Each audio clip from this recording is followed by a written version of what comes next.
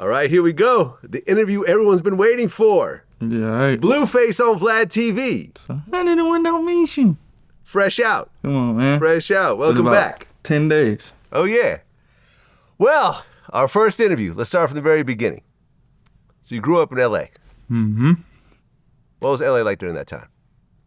I'm glad you asked. You know, people want to know or don't know. I actually grew up in West L.A. Went to Marvin Elementary School. I went to Wilshire Crest Elementary School.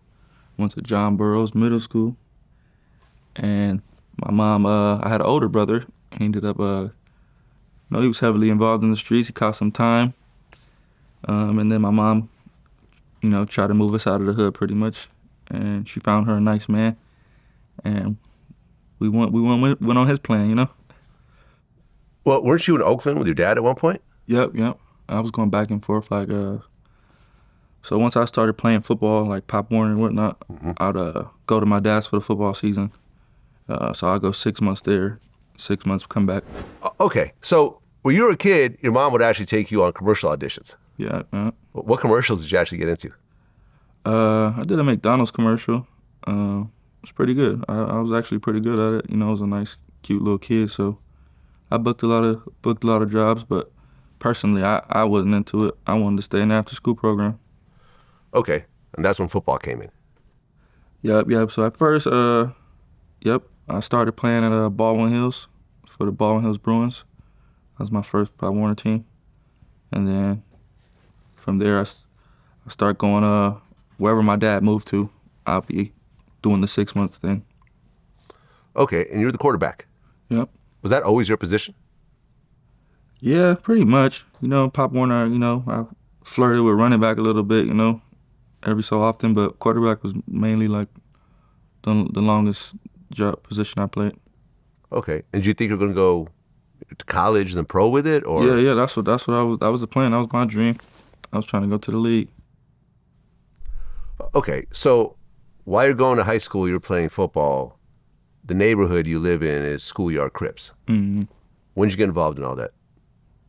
So, like I said, my upbringing was in that neighborhood, and then my mom, she met a man, and he was out in the Valley area, so we kind of set up shop with him for a little minute, and that's when I really got to focus on like football and whatnot. But I went to a lot of different high schools, so I was that kid. I went to 5 different high schools, and high school is only 4 years. Okay, so how'd you get mixed up with schoolyard? Oh, how did I ended up going over there? Yeah. So boom, I was doing my football thing, high school. I'm affiliated. My cousins are from there. Were from there before I was. So, they always, come on, let's do it. And I was just like, man, all right, football right now. So then once that was in the rear view, I jumped right into it, like, okay, literally. You got jumped in? Yep. I jumped in. For how long? What was the? So it was like a 4-man. So I got to fight 4 people at one time, and then you fight each person. Okay. Head up by themselves after. These things go different ways depending on the situation. How did your particular situation go? Mine went pretty good. I did get knocked down. Of course. 4 people, 4-on-1, supposed to get knocked down, but I got right back up and got right back to programming. Okay, so now you're a schoolyard Crip, and schoolyard has beef with a bunch of other Crip gangs, as well as certain blood gangs and so forth. Now, originally, it was around the World of Wheels skate park. That was sort of the... World on Wheels, yep. Right. Was that before your time, or is that still around? Nah, that was still around. I used to go, like I said, back in elementary school, I was up there, 7 to 7s. All the little stuff they had. I actually fingered my first girl up there. I was at the 7 to 7. I was, that's when they got it from 7 p.m. till 7 a.m. You locked in there, and I was in there, and I got to finger a girl for the first time. Well, from what I understand, World of Wheels was like one of the biggest, skate parks in L.A., and all the different gangs would go there on the weekends. So you have neighborhood there, then you have the Rolling 60s and all the other rolling gangs, and then problems would start. Yep. Because everyone's just right there on top of each other. Yeah, that's part of the reason why, it didn't last to this time and the last time. Okay. So you graduate high school, and then you go to college in North Carolina? Yep. Fayetteville State University? Yep. So did you get a scholarship? Or? Yep, D2, yep. Okay. So what happened with that? I was supposed to redshirt my freshman year, but I was nice, though. I ain't gonna lie. I was nice. Like, I was in practice. I'm looking like I'm starting. Yeah. So first string quarterback, I went down for a game, injury, and then I guess I was the next best thing. So, they threw me out there as a true freshman. Of course I said, yeah, I'll play, but I was supposed to redshirt, you get me? So redshirt means you practice, but you don't play. So you get an extra year eligibility. So I can get my size up, I can, get used to the new environment and whatnot. So boom, I ended up playing though. I played against University of West Georgia. I threw 2 touchdowns. Really? Maybe 200 yards. As a freshman? True freshman, man. Okay. So I'm thinking it's my time to shine. Yeah. Next week, he back in, I'm on the bench. I just burnt the whole year of eligibility for that one game. Huh. So after that, I'm out of here. What the hell? I mean, why not stay an extra year? They just burnt me for a game. So now I got 3 years to play. Okay. So that one game cost me a whole year. I don't understand. Like, why is that? So when you redshirt, basically you practice. You don't play a game. Your time clock doesn't start until you play a game. Once you play a game, you only get 4 years to play in college. Oh, so you only played one game. One game. Your freshman year. My true freshman year. So you only had 3 more years left. So I only got 3 more years left. And okay. and I'm back on the bench after the first game. I did, decent. Okay, so that second year probably back on the bench again. No, I didn't even stay. I left. Had you stayed though, what would have happened? I probably would have started the next year. Okay, so why not do that? I was kind of sour because we already had agreed that I was going to redshirt this year, so that I could have the max benefit 4 years. You want to. Oh, so you could redshirt your freshman year, then play 4 more years. Exactly. Oh, but you would have to stay in college for 5 years. Exactly. So people do that? Yeah. Oh, okay. That's the trick to it, to where it's like when you're a true freshman, they already got a redshirt senior. He's damn near 26, 27 years old. Yeah, that's what I'm saying. So by the time you're a senior, you're like bigger than everybody. Exactly. But I knew coming in at 18, I'm not going to start over somebody that's 25 years old, just logically speaking. So I already was cool. Yeah, I redshirt this year. I was skinny, scrawny anyway, so I'm like, I need to get big. I need to match the image. But I was nice, though. Honestly, I was too nice to be on the bench, so I understand. Look, man, like, the quarterback is the most important position on the field. So you play, you get some touchdowns. I'm sure there's other schools that are probably interested in you at this point. Why not go to the effort of seeing maybe there's another place for me? Nah, it wasn't no schools interested. I mean, at this time, there was no transfer portal. There was no, I was in an era where it was like, where you at is basically, you could transfer, but they had weird rules to where you got to wait a year or whatnot. Now they got transfer portal. As soon as you get there, you can play. Okay. So then you moved back to LA? Yep. But by that time, your mom had moved out? Yep. So you're just by yourself? So now it's just me in LA. Now it went straight to the hood. Okay.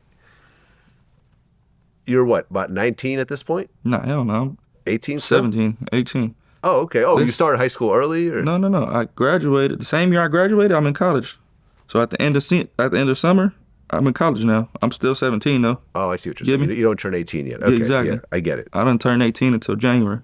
Got it. So I'm still 17. So you moved back to LA at 18. Exactly. 17 going on 18. 17 going on 18. I was only in college for 2 months.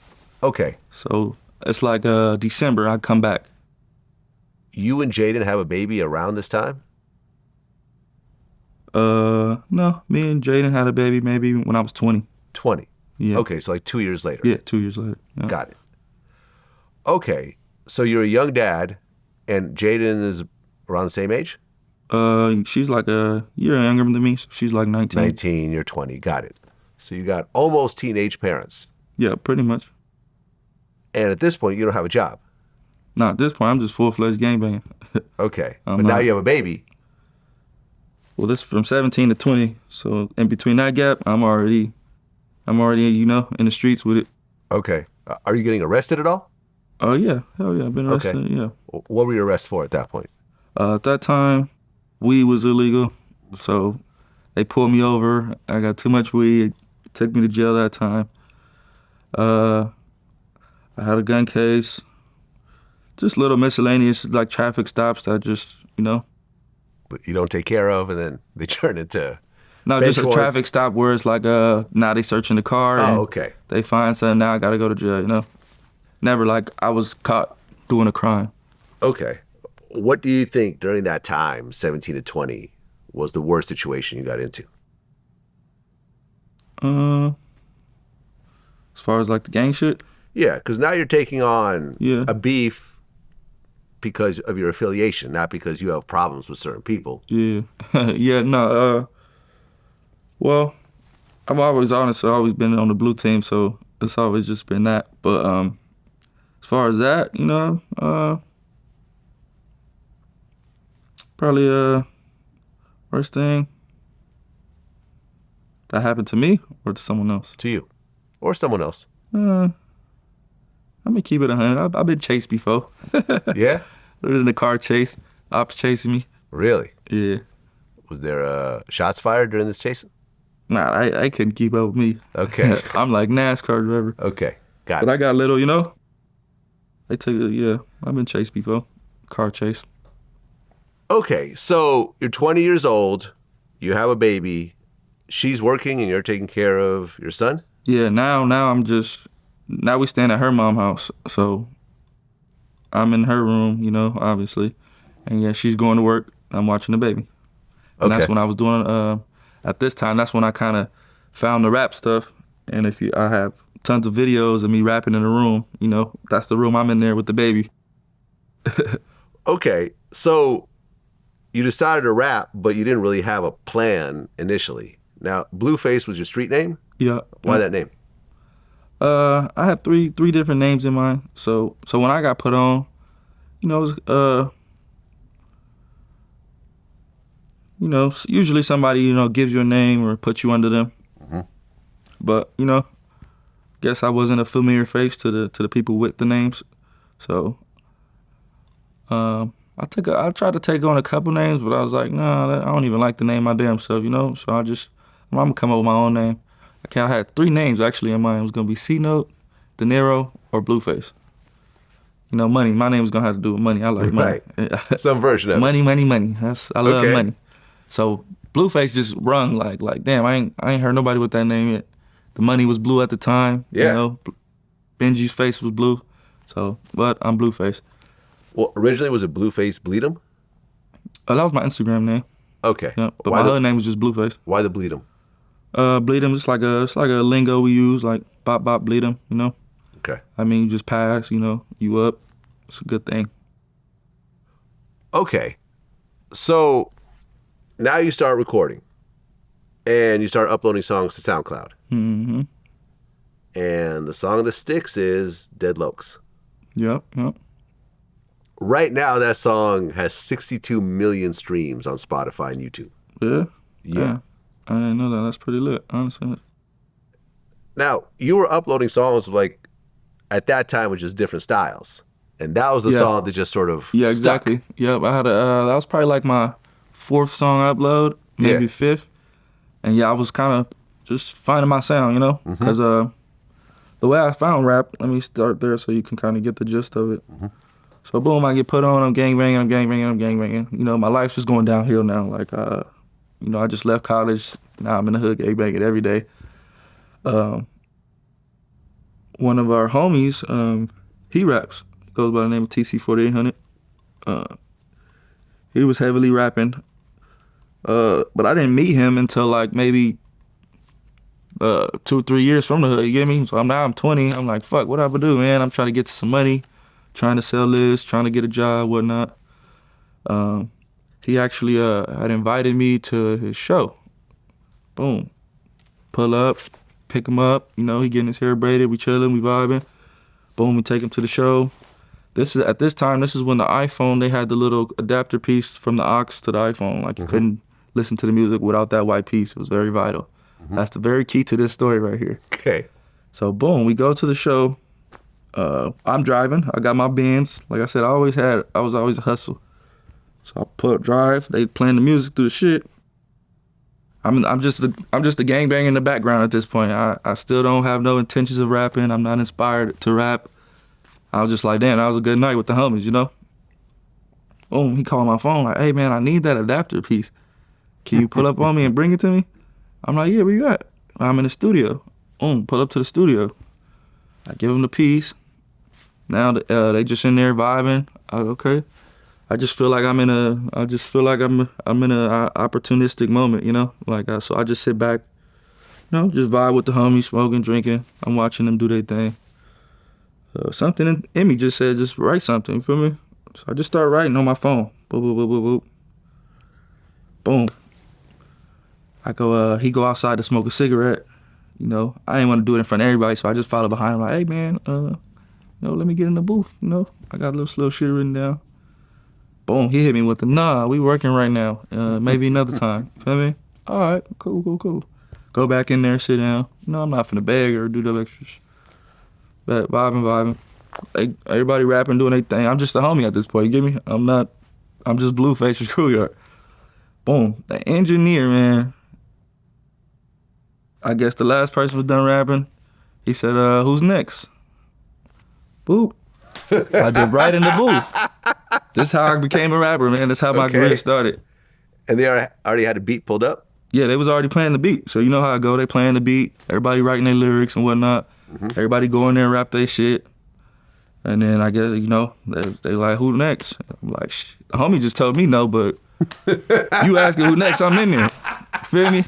And that's how I became Blueface the Rapper, man. From that day on, I was Blueface the Rapper. Okay, so Deadlocs, were you purposely trying to rap off beat? No, not at all, actually. The beat. So when I create my songs, I usually go off one word, one phrase, and I'll build the song around that. Mm-hmm. So Deadlocs was like, that was like the only thing I had, you know? And then I'm like, damn, okay. Beat was going, okay, Deadlocs, on the Deadlocs. Fuck a nigga talking about. Seen him in person, our niggas want to talk it out. On the Deadlocs. Fuck them cases. I don't want to see no judge, only blue faces. Oh, the Deadlocs. And I just went with that. And then boom. That when I put that on SoundCloud, I noticed the difference in plays and likes. I kind of mapped this shit out like scientifically, you know. It didn't happen on accident. I paid attention to the numbers. Yeah. Okay, I didn't shoot any videos until it was something worth shooting. Mm-hmm. So once I seen the numbers on that one, people was tagging me, listening to it in the background. I'm like, oh shit, they fucking with this. Video time. Straight to the hood. And that's the video. Okay, so did you have the face tattoo, the Ben Franklin, at that point? Yeah. Mm-hmm. Okay, so you were sober when you did this? Yeah. Right? This wasn't something you just got drunk and like, all right, let me go get half my face tattooed. No, hell no. This is when I became Blueface the Rapper. Right. So first I'm just gangbang. About 2-3 years, find myself in the studio.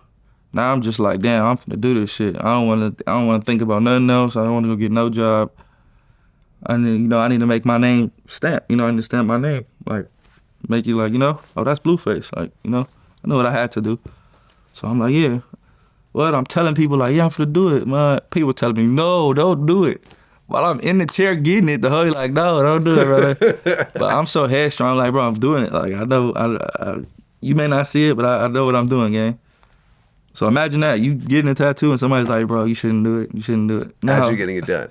You know, exactly. You know how, like, stubborn and strong you got to be to, like, go through it? Yeah, well, look, I mean, I've heard versions of this story from a few people, like, you know, like Daylight. Yeah. You know, he was working at Taco Bell and was like, okay, let me go do something where I can't get hired at Taco Bell again. Yeah. And he got the whole Spawn tattoo on his face. And people that shit helps, man. It helps when you Lil Uzi Vert, same thing. So you basically said, okay, I'm going to get an old white man tattooed on the side of my face, which will prevent me from getting any type of regular job. Ain't nobody gonna want to do nothing with me. No one's gonna hire me after this, so I have to make this rap shit work. I can't even go to a hot dog stand and get a job with that shit, you know?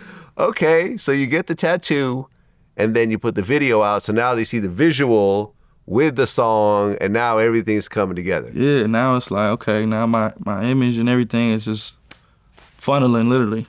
You know? It was perfect. It was like magic. When did Whack 100 come in the picture? He came in like, so I guess his daughter heard the song. So this is how I know of his story. Like, I guess his daughter can't heard the song. You know, it was a thing at the time. Yeah. So his daughter, I guess, was like on the Deadlocs, one of the Deadlocs, and he's like, "What you talking about, man?" So she showed him or whatever, and then boom. So he DM me, and then I see his DM, but at this time, like, I had no musical incline. Like, I don't know about producers, managers, rappers. I literally just bumped my head on this shit through gangbang. You feel me? Mm-hmm. And so I'm like, damn, who the fuck is this blood nigga looking for me? What the fuck? Trying to do some business though, like, at this time I'm just like full-fledged red and blue, red and blue, red and blue. That's all it is. So when he looking for me, I'm like, all right. Then people start telling me, hey, Whack 100, he trying to reach out to you and get into him. I'm like, man, I don't know what the fuck he's trying to do with me, man. I'm schoolyard Crip, like, I don't even. So boom. I think somebody credible told me like to reach out to him. So boom, I reached back and I'm like, hey, what's up, man? Like, I heard you looking for me and whatnot. I invited him to one of this ghetto ass fucking house party I was doing in San Bernardino. I'm literally standing on a chair and somebody's holding me and I'm going, but I had it though. Like, I'm standing, I was like, I don't know, I just had it in me, gang. So everybody's just like, oh my God, I'm standing on a damn chair. Somebody holding me and I'm going viral. And he came out. Mm-hmm. And I think that's what got him, like, he like, damn, this guy's a star. And then from that day on, he kept reaching out, I want to do, he trying to pitch. And it's crazy because I had to stop answering his phone calls. I'm like, man, I ain't fucking with that dude. Like, when you Google him, people tell you about him, it's nothing but crazy. There's some crazy shit out there. Yeah, it's like, man, why would anybody sign to somebody that's got that type of shit going on, right? Well, on top of that, and me and him talked about it when we did our first interview, his name used to be Crip Killer Whack. No, I know. So, there's that part. Anybody with the name Whack, it's got the WAC blank at the end, so, Oh, that's true. Oh, yeah, you're right. I already knew what was going on. That's why I was like, I was hella standoffish, Yeah. But, so after that time he came, he pressing the line, like, hey, man, I'm ready to do it. I got Birdman, they ready to meet up and what they were wearing. At this time, everybody was calling me Atlantic, fucking Empire. So I'm taking meetings with Atlantic and Empire, going to the top of their building. And I was in Atlantic, and then one of the ladies, she was like, are you Cripped? Are you Cripped? I'm like, what do you mean? Am I Cripped? She's like, yeah, are you Cripped? You Cripped, right? I'm like, you mean Crip? Am I Crip? I'm like, yeah, I'm a Crip. But just off of that, I'm like, damn, I can't sign with nobody. Like, I'm a sign with, like, so honestly, it was like a tetherball. I was like, I can't sign with this crazy motherfucker. But then again, I can't sign with this person who don't know nothing that's going on because obviously they not, you feel me? So at you this point, pick between the two. But at this point, I'm doing it all by myself. Good, I'm doing straight by myself. I'm booking everything by myself. I'm shooting the videos by myself. Everything is me, so I'm cool with that, So boom, I'm ignoring his calls. He blowing my phone up, gang, like blowing me up. He want me to come to his house and all the shit. And I'm just like, I kind of wrote it off. Until one day, one of my homies was like, man, just answer the phone, hear him out, see what he got to say.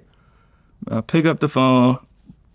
Man, what you talking about, Ran? What you trying to, like, And then ended up just slowly but surely, like, going in his direction. And I'm like, all right, at least y'all some niggas, I'd rather sign with some niggas than some white people that's, like, don't know nothing about nothing. So, yeah. Then after that, he brought me to his house. I'm like, okay, this thing got it going on, When you see somebody who got it, it's like, okay, that I liked that, That's what really got me. And then I met his wife at the time. Mm-hmm. And then I was like, man, because they had the contract right there when I got to his house. It's crazy. I was in the hood at the park. We having a lit ass time, man. This nigga blowing me up. Come to my house, come to my house, come to my house. I promised I was not gonna go. He's trying to send a car or limo. I'm like, bro, I'm in the hood right now. It's lit. We got hoes at the park right now. So he like, come on, bro, come on. He sent a car. So I take the bitches. Like, man, come on, let's go to this nigga house there. Go to this house. I'm like, oh yeah, he go, okay. All right. What's going on? This is inspirational, You can show me how to do this if you got it. So boom, they got the contract right there though. I'm like, man, damn, you got it already written up and all the shits. Like, Yeah. So I look at his wife. I look at his wife at the time, like, excuse me, man. Like, would you insist on your son signing this right here? Like, you know, like if I was your son, would you recommend this? She's like, yeah, I would. And I signed at that time. That was like my confirmation. No lawyer, no nothing. No lawyer, no nothing. Okay. And look, me and Wack have an interesting history. Started off with beef like over 10 years ago. Yeah. We got into it over the phone and everyone's talking shit to each other. So I stopped talking to him for like 10 years. And then once we got back together, I realized this is a whole different Wack right here. Yeah. He's actually businesslike, intelligent, you know, thoughtful, and we got right to work. No, yeah. And we haven't looked back. He's better to have with you than against you. 100%. Tell you that. And now we have you're here because of Wack. Yeah. Point blank period. 100%. Okay, so now things are kind of heating up, and you put out your first mixtape, Famous Crip. Mm-hmm. Why the why? That's A yard? Yeah. Okay, got it. And that's with E1. No, so I had already put all of this stuff out. Like I said, when I was dodging Wack, I was still putting stuff out, you know? Bro, SoundCloud. Yeah, I was still putting stuff out, music videos as well. And then, so I already had a Famous Crip like thing going. You feel me? Mm-hmm. When I got with him, he just made them put some money behind it and market it as a album instead of what I just had. You know? Right, just a bunch of songs. Yeah. Right, because didn't it hit like number 29 on the Billboard chart? Yep. Yeah. I mean, considering this is a brand new artist out of LA. A SoundCloud rapper at that point. Literally, right? that's all I was doing. Call it what it is. Yeah, I was. Right? That's why I fuck with SoundCloud. I got the tattoo. I got it in my house because that's really what I was on. And now you're on the Billboard charts. You're number 29, competing against all the major label albums, the Taylor Swifts and the, you know. Nah, it was amazing, man. The Travis Scotts and all that. Okay. And then you put out Too Cocky. Mm-hmm. That's your second project. Yeah, that was like my first label studio. Are we gonna use this song, that song, video? That was when that was my first time letting them, you know, format everything. Then you put out Respect My Crippin', and that's at 125 million views right now. Yeah. And then the Snoop Dogg remix is at another 40 million. Yeah. So at that point, that's your biggest song yet. Yeah. Respect My Crip, yep. And it's crazy because that song was inspired by like some hood shit, you know. I had pulled up, niggas was popping it. Oh, this, that, and the third. Ran everybody fade, you feel me? And then I went straight to the studio and made that song. Put all them niggas in the video, so everybody in the video that was popping it, now they in the video, you know, in the background. Funny. That's how all my music is though. All my music is like inspired by something or a moment. It's never, ain't none of this shit made up.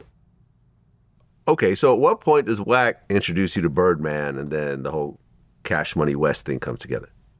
So boom, it was always that. It was always Cash Money West. It was never like I'm signing to Wack, you know? Oh, okay, so Birdman was involved from day one. Yeah. Okay. Because they had already had Savvy Third at the time. Aha, okay. So boom, they had already got that going. I was actually like the stepchild, you know? Like they were really like looking at him like, this the guy right here. So when I came around, I'm like, okay, he's cool, you know. I did a couple shows with him. The crowd goes crazy for him. He was lit at the time. So I was like on the back burner type shit, like, yeah, Savvy Thirds, we dropping this, that, and then Blueface, you know, here's your advancement, and we'll get to you type shit. And then he had ended up going to jail, and then that's when they put me in full play. Okay, because at one point you signed to Republic Universal? No, it was only Cash Money West, but you know, Cash Money is signed to a label. Okay, yeah. So that's what it is. Yeah. Okay, so now you're part of that whole signed to a label. situation. That's signed to a label. Yeah, exactly. Well, things are buzzing for you, and you got the bigger songs, but then a situation happened at a gas station in Newhall, California. Mm-hmm. Describe what happens. Yeah. So this was I was fucking I was just getting cool. I had bought my first Blueface chain. It's probably about like this big. Fucking I'm actually at the gas station. I'm just dropping my mans off. His girl's about to pick him up. He about to go do whatever with her. I'm about to go pick my girl up and go on a date with her. You know, I was feeling fresh and fly. So I go in, pump my gas. Boom, I tell him, hey, take a picture of me. Like, flick me up, you know? Blah, blah, blah. He flicked me up. I'm throwing up the hood, all the shits, you know?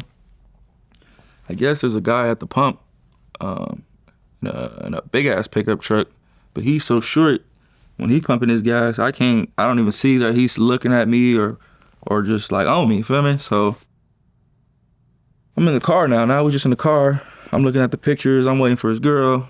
And the pickup truck pulls up. It's like looking hella funky in the car though. Like it's like dogging me. I'm like, who the fuck is this? So I'm facing this way, but he's pulling up that way. So we're like, while he's looking at me, we're hella close. You get me? To the point where it's like, man, let me see what he talking about. Roll the window down. When the window hit the bottom of the door, he upped it. Where you from? I was like, oh, damn, brother, I'm from schoolyard. I'm from gang in LA. I don't beef with Mexicans. Huh. I ain't from who y'all beef with. You know, they beef with Whack Hood. I'm like, man, I ain't from over there. I'm from over here, pretty much. He like, yeah, you know, he like, hey, man. But he like, tell your friend, stop moving. I'm like, hey, man, stop moving. This nigga for real. He's professional. Like, he got it to where nobody in the gas station knows what's going on because he's like this. Huh. And I'm just in the car like, yeah, bro, I don't know nothing. Hey, bro, stop moving. Hey, we not from out here, man. Like, you know, he like, oh, you that one rapper fool, huh? I'm like, yeah, it's me, Blueface. I'm thinking he finna, you know, let me go. Turned into a full-fledged robbery. Oh, what you got for me? He throw the truck in park. So at this time, my car's on, but it's in park. So I'm like, oh, I got a time right now. Like, he's not focused. Like, he doing too much. So when he throw it in park, I open the door, I throw my shit in drive and hit the gas. But we driver door to driver door. So as soon as his door open and he out, he all in my car. Grab my chain. And by the momentum of the car, he didn't snatch my chain. The momentum of the car, the chain like broke like a fucking pixie stick. Like, wow. So he on the ground picking it up. I had a blower under my seat, feel me? So I'm like, damn, this nigga really got up on me. Like, I got a gun on me and everything. He still got me, feel me? So now I'm just, like, hella mad, like, feel me? Like, seeing red. So he parks to the back, you know? Obviously, he thinks I don't have anything because he just did his shit. So boom, I get my shit. Homie like, man, let me do it. Like, I'm like, bro, sit back. He got my chain full, like. So boom, I pull up to the back, right next to him, just go crazy. Boom, boom, boom. I let her probably like 6 shots. I got like a XD40. This motherfucker beautiful. Like it's not even twerking or nothing. It's just. So boom, he jumps out on the road now. Now he's like, oh shit, you feel me? Now he's behind me. But we're on a one-way and it's an island.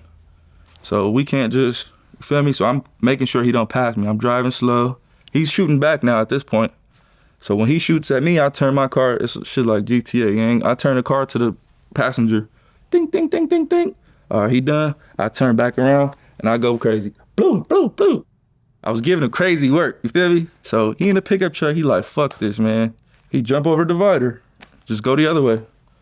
I'm like, damn, what the fuck? I'm in a coupe. I can't do that. So I just turn around. I'm going against traffic now. Against traffic? Against traffic. Luckily, it's late at night, so it's not like a lot of cars. There's only one car I had to dodge.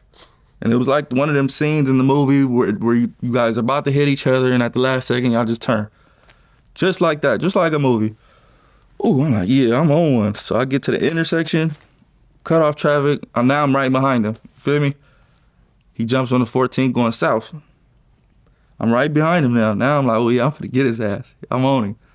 But so boom, I'm on the freeway now. I roll down the window. I try to shoot. Shoot one time, blow. Shoot 2 times, click. Now this motherfucker over with. I done used all the bullets. Now I'm super irritated. I throw the motherfucking gun down. Fuck. What to do now? I'm like, man, I gotta crash into this nigga. Like, that's the only thing I could think of. I'm telling you, bro, he got up on me so vulnerably, like, I was ready to die that day, or I was ready to kill or die, you get me? So I'm like, man, I'm finna crash into this nigga, fuck it. He not getting away with this chain, like, you feel me? So boom, I try to pit maneuver.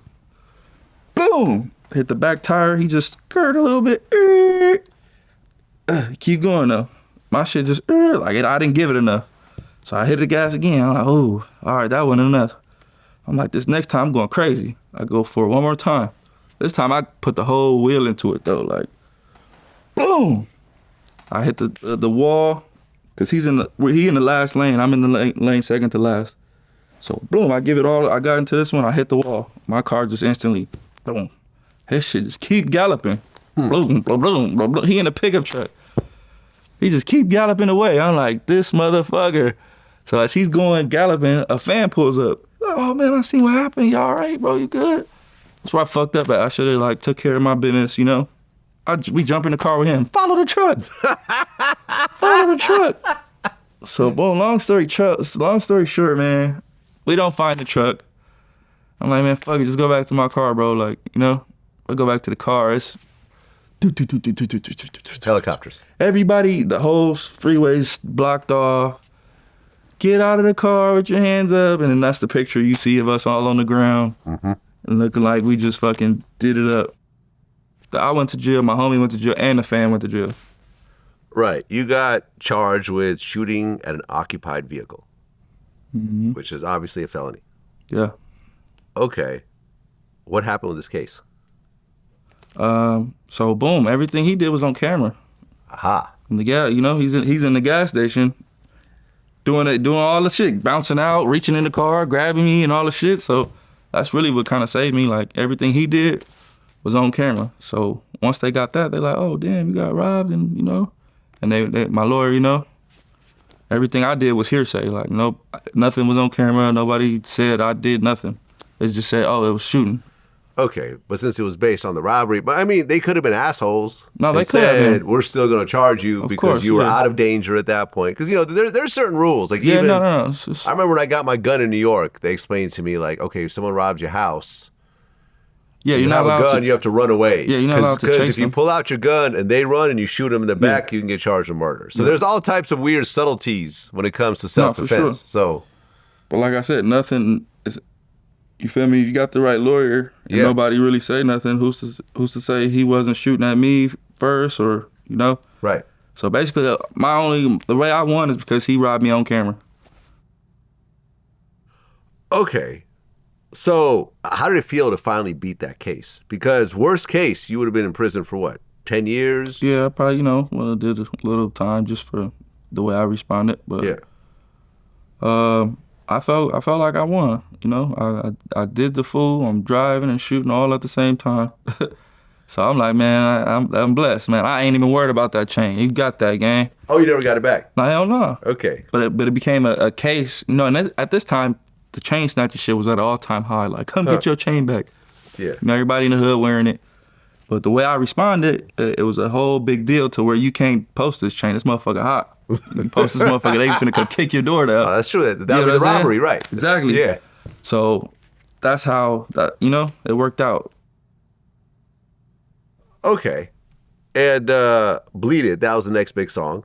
Mm-hmm. Mm-hmm. And I think around that time, Drake actually DM'd you. Yep. And he basically said Deadlocs, the next big thing, is crazy. And he said that Boy Wonder got a beat for both of us. Mm-hmm. But that never happened, did it? Nope, never happened, man. Why not? You know, some artists is probably just being more enthusiastic than others at times. You know, it's a lot of weird stuff. Maybe who I was behind or working with, you know, he wasn't vibing with. No, I wouldn't necessarily say it was because of me or him. Probably just because of the circumstances, you know.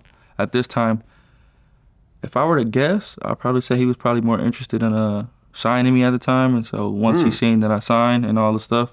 Right, but you being with Cash Money, that's almost like kind of family for him. So I'm sure, let's just say that he approached Birdman and said, hey, listen, I want to put this dude under my wing and let's just do like maybe a joint collab or something. Yeah. I think Birdman probably be open to it because having Drake. Yeah, but he's Drake already. Who want to do that? You know, for somebody that's already signed and sealed.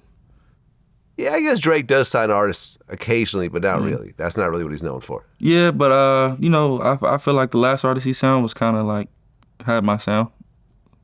Smiley? Yeah. I can kind of hear that. Yeah. Yeah, for sure. Yeah. I fuck with Smiley. I should say it. Yeah, I can sort of see it. I think we should work. I fuck with Smiley. He's definitely got like that. Where he's just off, all his cadence is just, feel me? So at the time, I think Drake was interested in that, and this is my personal of being in the situation. Mm-hmm. I think because I wasn't signed before. When I had all my great next big thing, all of that stuff, that was all me. I wasn't signed to nobody. Mm-hmm. So once I did that and the Cardi B feature, you know, I feel like I just became like maybe competition at the time. Well, let's talk about that. So in 2019, you dropped Thotiana, your biggest song ever. Yep. It's at almost 500 million streams right now. Yeah. When you put that together, do you know what you had? No, Or is it just another song? I was stuck on Deadlocs, man. Okay. You feel me? It's crazy because, like I said, I wasn't signed at that time either. So when I did the Thotiana and I did the video and everything, I knew it was a dope song. Of course, I've seen people listening to it, girls shaking ass to it.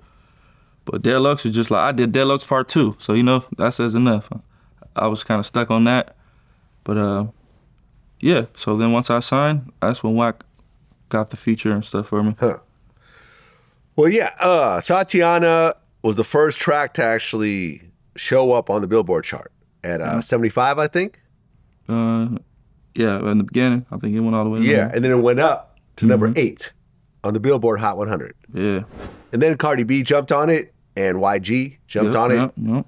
Were those like 2 separate songs originally, or? Yeah. Okay, and then it got combined into one song. Exactly. I mean, Cardi B killed it. Oh, she went crazy. She killed it on that song. I just heard it again today. I'm like, I forgot how good her verse is on this song. She went crazy. That feature changed my life, honestly. Yeah? Yeah, for sure. So you think that Cardi feature is what really put it over the top? Yeah, 100%. 100%. 100%. Okay, what changed after that song came out? Everything, man. Now I'm on tour with Lil Baby. Now I'm getting hella money. Now I'm buying house. Now it's just everything I work for is now this time. It's here. It's all in front of my face. So, yeah. I remember like during this time, like you'd see the videos and you'd be on stage like crip walking, like kind of figuring it out, sort of. But the one thing I remember is that you just seemed so happy. Yeah. You were just smiling. I was. From ear to man, ear. You could just tell, like, yo, this kid just seems to be so happy to be here. And it's like you could feel it. Am I right about that? Hell yeah. I knew I wasn't supposed to be there, man. I just came from full-fledged, like, trying to do, bad shit all day to, like seeing money like I ain't never seen before and cars. And I'm like, damn, it's crazy. I ain't supposed to have it like this, but I'm here. So I was hella appreciative. Like, what were some of the craziest purchases you made during this time? Because when you first get money, you think it's going to come forever, so you do a bunch of stupid shit. I did the same thing. Yeah, no, I'm not just talking about other people. I'm talking about myself. It's a part of the game. It's part of learning how to have money. Right. Like, what was the stupidest purchase you made around that time? This time I was like chain crazy. Like, I was jewelry crazy. Like to the point where I'm spending. It's not even worth that, but I'm spending it just because like I got it type shit. What was the most you spent on a chain or a piece of jewelry? Probably $250,000.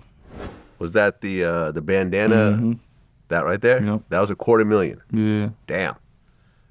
Do you still have that? Yeah. Okay, I haven't seen it in a while. Doesn't fit now. Doesn't? Oh, because you're too big. Yeah. Oh, you spent $250,000 on something that no longer fits. It's crazy. My rings don't fit. Nothing fits. You got heavier. Yeah. So I'm working on getting everything re-altered, but like it's like like you said, I spent all this money and now it doesn't fit. Even my watches, man. Like this watch barely fits. Like yeah, but you could add an extra link to a watch. Yeah, but I gotta get an extra link. Exactly. It's not as easy as you think. But that headband joint, I mean, sorry, like the bandana joint, that's a whole... Yeah, they then gotta remake You gotta remake the whole thing pretty much. Or you can just lose weight. Nah, hell nah. No, you like this weight? Yeah, I love it. Okay, fair enough. All right, so here you are, you're on tour with Lil Baby, making a bunch of money, the streams are going crazy, and then you get arrested for gun possession. Yep. Why'd you feel like you had a gun at that point? I was still gaming, still doing my thing. I know that lifestyle, what comes with it, no matter where I'm at, like or how much money I get. Yeah, but you could afford security. You could afford someone to carry the gun for you. Yeah, but when they pull up, they're not gonna shoot nobody but me, So it's like it could be me and 10. This back in that time, it could be me and 10 homies. I'm the one with the gun. I know it wasn't the best logical thing at the I know better now, so I'm gonna do better now. But at that time, I just had this mentality like, man, niggas pull up, bro. They not finna shoot none of y'all. They not finna do nothing to none of y'all. They finna do something to me. So I need to ensure that cause I know what I'm gonna do. You might take a second too long. Yeah. You might freeze. I'm not freezing, as you can see. I'm getting cracked. I mean, before the situation with the chain robbery, have you had guns pulled on you before? Yeah, hell yeah. Have you been shot at before? Yeah, plenty of time. Okay. Have you gotten hit before? Never been shot. No. Okay. So you feel maybe it's like PTSD from all the gun situations you've been at leading up to that, where you just feel like you have to have a gun because you're scared you might get shot? Yeah, hell because you probably have friends who've gotten shot? Yeah. Died. Yeah. Okay, so what happened to that gun case? So at this time, man, I had a good lawyer, I got good lawyers. So at this time, it was like everything was working in my favor at this time. Like I had the lawyer, boom, bail up, bail out, lawyer up, we settle out. Or if they don't got what they need to do anything, sometimes they just disappear. I didn't have one time where to this day, I don't know what happened to that gun case. They took me to jail though. But you're good. Yeah, but I never went to court and nothing ever happened after that.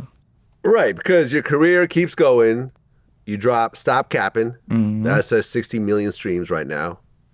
Oh. Then you make the 2019 XXL freshman class. Yeah. The 11th pick, which is like picked by the people, I think. Yeah. So that means that you got. Yeah. At the time, I was the man. At the time, I was the man. Like what I was fresh faced. I was young. It was perfect. I didn't have no dirt, no smut. You feel me? Hold on a second. Let me look up this. I want to see who's on this cover real quick. The Baby, Megan Thee Stallion, YBN Cordae, Rico Nasty, Gunna, Comethazine, Tierra Whack, Lil Mosey, Roddy Ricch, YK Osiris, and you. Dope class. Yeah. I mean, look how big Gunna is these days. Everybody on there is... The Baby is still a major force. Megan is still huge. Come on, man. Roddy Ricch, Yeah. He did his thing. We'll see what the next project does. But overall, YK Osiris has been, doing his thing over the years. In and out. Yeah. Yeah. Rico Nasty has her own kind of thing going on. She has her own. And Cordae, yeah, he was a standout. Not for sure. Yeah, no, you got quite a lineup there. That was a dope class. Okay. So around this time, at the end of the year, Nipsey Hussle gets killed. Mm-hmm. Now, Schoolyard and Rollin' 60s have not gotten along over the years. So I remember a lot of people were like, how come you're not doing R.I.P. Nipsey? But it's like, well, there's gang politics involved in that. Yeah. Is that pretty much it? No, not necessarily. Personally, I just didn't know him, so that's... So you never met him or anything? No, I didn't meet him or anything. So that's where that's just where my standpoint was from. Like, damn, I never really met this person. But I feel like we were about to meet because he was following me at the time. Okay. So I feel like we were about to, I peeped it and I feel like we were about to work, to be honest. And he was a cool dude, man. I met him. Everybody, LA, Nipsey, LA was Nipsey. Nipsey was LA. 100%, man. I'd met him. Listen, I interviewed him. There's a Nipsey interview on my channel, and I just would run into him in LA. Yeah, no, Nipsey was LA, you'd man. be in Inglewood at the mall. Nipsey be there. Yeah, the cameraman with him, and you'd be at a party and you'd run into him. He'd have the Malcolm X chain on, and just a cool dude, man. Cool dude, and it was amazing to see his send off in L.A. I mean, he got like a Michael Jackson caliber standoff. He deserved send-off. He deserved the it. Staples Center and everything else like that. I thought it was dope, man. No, I think they did it up for him. He deserved it. He was actually a big part of L.A. for sure. Because it's not that many of us that's like gang cultural and still, pressing that line. When you look at that situation and how it went down, where he's in his own neighborhood, but then someone comes up to him and he kind of mentions the whole snitch thing, and that sets off a really terrible set of events. Mm-hmm. When you look at that, were you surprised that happened, or was this sort of normal in your environment?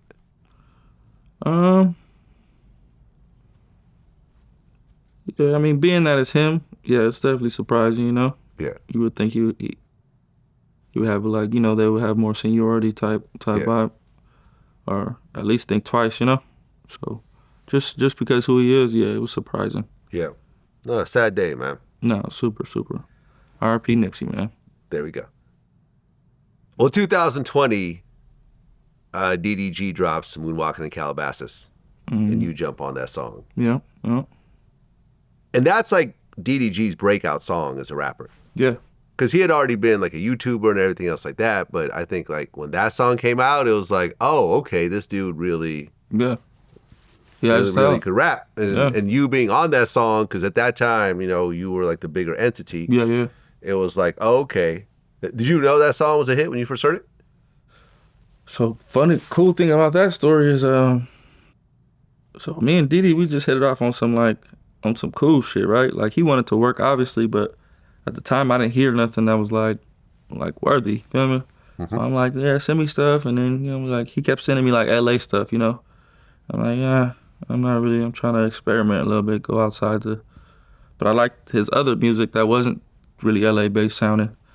So boom, he had came with me like to San Diego. You know, when I was doing the high schools, I pull up, get in my car, perform. So he like, man, let me go with you. I took him with me one time. You know, he performed the song that he had lit at the time. And that's how we became friends. That's in San Diego, we had an Airbnb out there. We had dumb hoes in there. And that's how my verse came about. You know, Blueface and DDG hoes at the B&B Center giving her DVD. Oh, okay. I'm telling you, my music is like, I'm telling you really what's going on, you know? Got it. And then, so this was before I heard the song or anything. This is just, we hit it off. Boom. We had the B&B fucking hoes in San Diego after we just did it up at the high school for the kids and whatnot. Boom, we go back home, part ways. I hear the song and I see the video, and it's very low at this time. It's like probably like 1 million views. It's been out like 2 months. I'm like, damn, this motherfucker hard, bro. Send me that one. Send me that one, gang. Like, that's the one. That's the one. Oh, so it was already out by that time. Yeah, it was already out. It just wasn't taking off. It was very like underrated. Yeah. Got it. But I got an ear for music, so yeah, I once heard you that, jumped on it though. Yeah, I'm like, send me that one, gang. So boom, he sent it to me. Went to the studio. We made it right there on the spot. Like my verse, I freestyled the whole thing.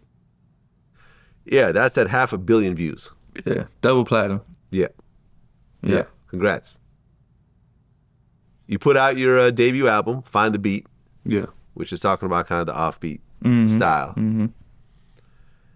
And then that's when I feel the pivot happened, where you launched the dating show, Blue Girls Club, on OnlyFans. And on Blue Girls Club is Krishan Rock. Yeah. Why did you pick Krishan Rock to be on that?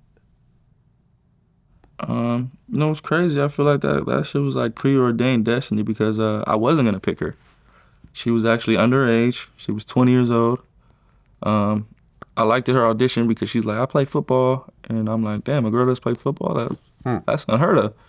So I originally picked her, but then I'm like, oh damn, she's underage. She's only 20. Oh, she can't make it, you know, because we're drinking at the time, and I can't do that. And somehow she just slipped through the cracks. Sometimes she just slipped through the crack, man. She just ended up there, and she was crazy, hella sporadic, you know, same way she is now with all the girls giving her a hard time or whatnot. She was like the baby, you know, so I'm like, I was kind of babying her, and then that's pretty much how that went. Okay. How long before you guys became intimate? So it was a 21-day thing. She was probably like 18 days in before we even did anything. Okay. Because, you know, at this time this is my first time, so I'm trying to keep it professional. They're honestly throwing a lot of bumps in the road. Like, it was a lot of things that I didn't plan for that came with having all these girls in my house and whatnot. So I wasn't really sexually inclined at the time. I had to stay nights. I had to be an extra security guard. I had to be an editor. I had to be a cameraman sometimes. So I was kind of distracted with all of that. And what really got her in position was the second day. My damn baby mama at the time, like I said, they threw bumps in the road. So I ended up staying the night. I told her I wasn't gonna ever stay the night there, you know? So she kind of, I guess, seen that I was babying her. You know, she was having a hard time. She crying. Oh, you all right? You know, you want to have, you know, you want to smoke? You lit? Cool. So my baby mama gets the impression that I'm favoring her. So she decides to pull up with 7 or 8 of her homegirls, jump out, walk in the house. Where the fuck is that? Oh, whoopty whoop at. So she comes in with all these girls. Krishan basically, like, you know, aborts, runs out, and she hits her face on a statue on the way out. Unicorn. Right. On a zebra. Color of a zebra. On a zebra? And this is how she lost her tooth. Right. So now I'm like, damn, you just fucked up the business. Like, this is a liability. You can't, and now it seems like a setup. You get me? Like, you just came in, you got the door code, because you my baby mama, you been here before. You punched the code in, open the door. Where the fuck is Whoop? So it seems like some reality TV setup type shit. So I'm like, I gotta change this girl's life now. Her tooth is gone forever. Like, that's not coming back. I have to fix this the best way I know how. And the only way I know how is to just make her a superstar. There are other ways you could actually fix her tooth. Nah, I don't. That's a thing. But I'm saying it'll never grow back though. You know, you'll never get your tooth back. Yeah, but that means something. Veneers, you could do a whole lot of stuff. But you'll never get your tooth back. Okay, I got it. I mean, you know, there are other ways to handle this. It's okay, it was not just one choice here. Okay. Plus, she was like the people's, you know, the fans, the audience, like, you know, they were loving her. Yeah, so I mean, I feel like the missing tooth made her more popular. No, for sure. Because, like, I've had conversations with dentists about Krishan and her tooth, and what they described to me is that the longer she doesn't fix her tooth, her 2 other teeth will start to get closer and closer to each other. So you can't even you'll not be able to put in a tooth at one point. You'll have to get braces to pull them apart. She's a rough person. We put a tooth in there. They screwed it in there, all the stuff. She chewing on rocks and gumballs, and the shit fell right out. You know what I'm saying? Like, she's very rough, gang. Like, trust me, we tried to fix it. We gave her a denture. She lost the denture every time. They said we could screw one in there, that'll be permanent. That motherfucker fell out the second day. And then we just like, all right, man, like, honestly, I think it's adorable. I think you look like a little 5th grader or something, you know? Like, so I kind of saw her as like my daughter, you know? Like, yeah, you kind of look like a little, like, adorable little girl, like, you know? Okay, this is twisted in all types of ways right now, and I'm just gonna leave it alone. Yeah, I don't know, weird type stuff. Yeah. Like, just on some, like, I kind of saw her, like, in a different light, you know? It wasn't like on no sexual, like, damn, she bad, I want to fuck. I want to put her in position because I like how she looked. No, she just looked hella innocent, you know? So it made her look like more innocent, like. Oh, yeah, like when you look at, like, the high school pictures of Krishan when she was, like, running track, and I'm like, oh, okay, this looks like a very wholesome young girl, and when you look, it's very different than, the Krishan Rock you and look I hate that they keep throwing me in that, because when I met her, she was 20 years old, so it's like, you know, that's high school. You guys are making it seem like when she met me, she turned into this. Right, yeah, no, that was before when I met her, she was already like 20, grown, you feel me? Already not looking like that anymore. Right. Were you and Coi Leray a thing around this time? No, we weren't, but we ended up hitting it off. They had ended up linking up, you know, some friendly stuff, and then that's not how I met Coi Leray, but that's ended up how we got close in a way. Well, so 2022, you have another baby. Yeah.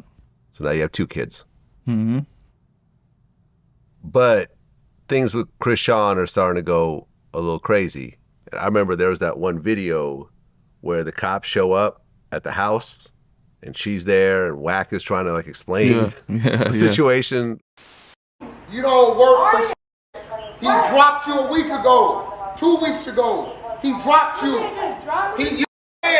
Can you explain to her that I have the right to say, I don't want to do business with you. So you're free to go. It's still everything I owe? You owe what? You don't owe us. Like, where are your clothes? She don't have anything. Ain't nothing here because it's been 18 bullets. Okay. You want to keep lying? Go check the like, y'all, what are you talking What about the washer? What about the washer? There's been 18 girls here that, like, the footage is there, brother. 18 girls been here the last. I came home because I came home, bro. I came home, y'all started tripping. What? We came home, we started tripping.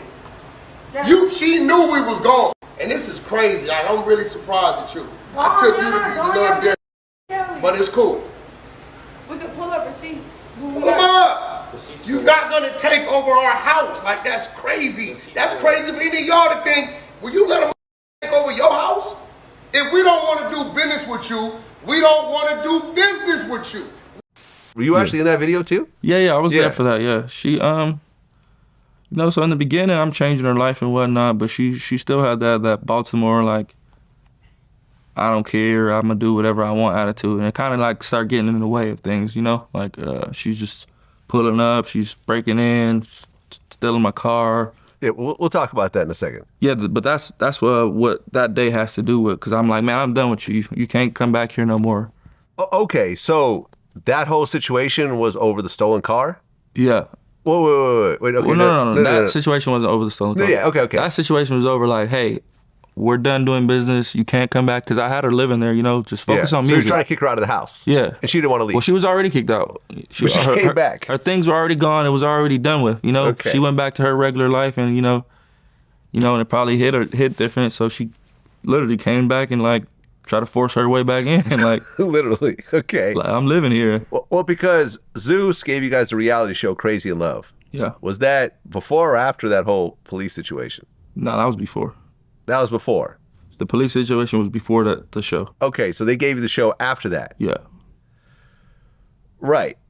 Because then a situation happened where she broke into your house. Mm-hmm. She wrote I Love Blue with her own blood, mm-hmm. and then stole your G-Wagon and drove it to Baltimore, which is 25 hours away from crazy. LA. I've never had this happen to me. I've never met anyone like that. This was like the craziest thing ever. Yo. Yeah. And you post the text messages, which is the most unhinged back and forth I've ever seen. Bro. So you're texting her saying, you finna mess up your whole life. Good luck. Police are waiting for your ass in the state line. The car has a tracking device in it, by the way. You're better off parking it or taking a train or a flight to Baltimore. You're not going to make it driving. That car takes a lot of gas. And she said, never mind, it's cool. God got me. And you said, nah, you tripping. The devil got you now. Man, I'm trying to, even when she's doing wrong, I'm trying to help her, gang. I try to save her from going to jail. Because she went to jail. They pulled her over. Right. So, did she steal the car to go see her mother in Baltimore? Nah, she's her ex. Her ex? Yeah. Well, okay, but didn't she say it was her mom or something? That's what she said. Because she was like, my mom needs me. She said she's going to take it for her mom to live in it. To live in the car? Yeah, that was her reason. To live in a G-Wagon. But her ex came out and said, yeah, she was driving it to me. He came out and like, and that sounds more believable, obviously, right? And this is Ronnie. Yeah. Okay. Right. So months later, he comes out like, man, you know when she was still in that G-Wagon, she was driving to me. Okay. Because while she's still driving with your stolen car, you continue talking to her, and we'll post the text message. Yeah, it's all public. It says, you're useless to your mom in jail. You're only going to cause more pain in your family. I don't think you fully understand the crimes you committed. You're driving a stolen car with bad tags, and you left your DNA at the crime scene. She said, no one's going to jail. Stop texting me like you against me. You said, I can't stop the cops, Rock. I had to report it stolen. I have responsibilities, Rock. I have car insurance for this reason. I didn't know it was you until I seen the blood on the wall. The cops was already there at that point to take your DNA. You could have just asked me. I would have flown you back. Yeah. Okay. Because she didn't make it to Baltimore. She got arrested in Oklahoma. Driving in a stolen vehicle, plus controlled substance drug distribution related charges. Yeah. So she had drugs in the car. Yeah. What does she have?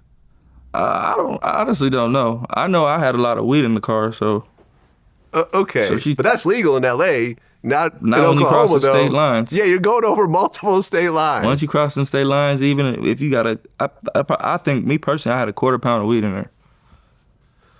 Okay. So what happened with that case? I don't know what she had other than that, but is that case still going? No, see that shit followed her all the way until that's what she went to jail for and got off probation for this recently. Ah.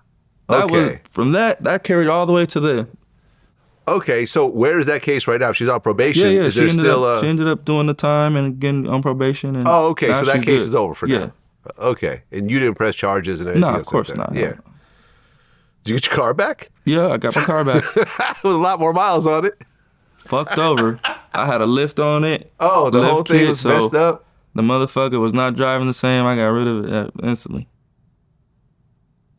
Okay, so then on November 15th, 2022, you got arrested of charges of attempted murder over a shooting in Las Vegas. Yeah.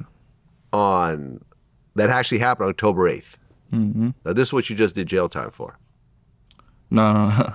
This is something different? Yeah, something different, yeah. Is it still ongoing? What? This or that? This case that I just mentioned. Probation. You got probation for it. So the case is over. Yeah. Can you talk about what happened? Yeah.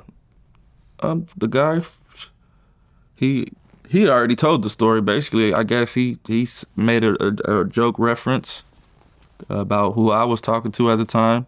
I didn't hear anything, so when he gets shocked, I don't know why he gets shocked. I'm just looking at the homies like, damn, y'all whooping his ass. Like, you feel me? Why y'all going crazy on him? So I didn't have nothing to do with the beginning, or all I know is when he pulled up, he had the window down. He was driving very fast. He hit the brakes, and he said, "Which one of you bitch ass niggas hit me?" I'm thinking he about to get cracking. Like, that's the only thing you can do, Yeah. So I do what I do best, man. I get cracking. I don't freeze. I don't wait. I don't look. I don't see. I get cracking. That's me, man. I do this. I don't freeze. Okay. And you get arrested over that. Mm-hmm. It's crazy because it wasn't even a thing until I guess he went back to work, and that's when he got bitter. Like, So he left and then came back. Yeah, he didn't confront you. Yeah, Huh. exactly. So in the front, when they doing their thing, he with his girl, whatever, he walks off and leaves after. This truck pull up. I didn't know who it was. All I heard was, "Which one of you bitch ass niggas hit me?" with the window down. Which one of you bitch ass niggas hit me? What? And I'm the only. It's me, a person, and a lady right here. Where you stopped at, Okay. And ultimately, you got probation for that. Mm-hmm. Okay. How'd you feel to dodge that situation twice now? Feel like I'm getting away with shit, Right. I mean, your luck will run out eventually. It did already. Yeah. We'll talk about Because the that. reason I went to jail was just like all this stuff. All this stuff is okay. Yeah, Right. So this case is still going at the time, and things are getting kind of crazier with you and Krishan. She said that she had 3 abortions for you. Yeah, I don't know how true that is, honestly. I can only vouch for about one. Okay, you know But about I one took her abortion. too. You took her there. Okay. So when she told you that she was pregnant, you said, "I don't want to have the baby"? Yeah. Every time. Every time. Yeah, Okay. I know her, I know you're not living a life of somebody who's even almost or even can get ready if you have one, Right. Because then around that time, a sex tape actually leaks with the two of you. Yeah. She put that out? Yeah. Now, look, you're out there and so forth, but a sex tape is a little different. You got kids. And, Yeah, and she just did that just to make somebody else mad. So I'm like, damn, you put this shit out for free. We could have at least made some money, That was my whole thing. Like, if you was gonna do it anyway, like, you don't do it the right way. But, she's just very impulsive, sporadic, irrational. Right, because things continue to just kind of get crazy with her and you. At one point, you guys were a no jumper, and you kicked her off, and then she had a meltdown on the show. Was that when she kicked the TV and everything? Yep. Now, as you're seeing this, are you thinking I just got to separate myself from her? Or it's like, well, yeah, she's crazy, but it's creating a lot of energy and viral moments, so I got to sort of keep her around. At this point, I already had this unconditional love for her. And, so it was like I said, I kind of looked at her as a daughter. So it was like the wrong shit she was doing, I'm just kind of like, man, she gonna get it right one day. She gonna get it right one day, And then she just kept like, getting it wrong. I'm like, oh my goodness, maybe maybe you won't get it right. Maybe I have to start being like mean, like kicking you out type shit, because you just don't know when to shut the fuck up sometimes. And then so that was the no jumper thing, but it was the same thing that'll get her put on stage as what'll get her put off, you know. So Yeah. it's like, because at one point Drake started following her. yeah. One point everybody was following. Everyone's paying attention. Yeah. And then It's to the point where they choosing her over me type shit. yeah. Because then at one point she announced that she was pregnant with your baby. Mm-hmm. Now, she tells you she's pregnant, and you've heard this before, but this time she says she's keeping it. Yeah, this time her mind's made up. Did you try to convince her to get an abortion? Hell yeah, I tried. Just She said because no. My whole thing was, I was more focused on her career, and I told her, I said, look, I know you think it's a good idea, you want to have a baby with me, and you think it'll put you in position, but you know when you have this baby, right, your career is over. Like, they're not gonna care about you anymore. They're gonna be worried about your son or your baby. That's all it's gonna be about. You're basically gonna take the light that you have off you, and you're gonna put it on something else. And I don't think that you're like ready to like endure that, because you're gonna want to have fun, and they're gonna be asking about your son, you know. Well, September 3rd, 2023, Krishan Jesus Malone Jr. was born. Mm-hmm. At the time, you were hanging out with your baby mother at the time, Yeah. Jade and Alexis, partying. So did you want to go to the birth or anything else like that? Yeah, I was trying to get her on track, man. I was trying to do a baby shower. I was like to the point where I felt like the female. I'm trying to do a baby shower. You don't want to do a baby shower? Why not? She just, I guess her upbringing just wasn't like that, you know? Maybe she hasn't seen, her reason was like, oh, if we're not together, I don't want to do a baby shower type thing. And I'm like, it's not about us. This is a party for our baby. This is where we get free gifts and things that you're gonna need. This is not about me and you. Yeah.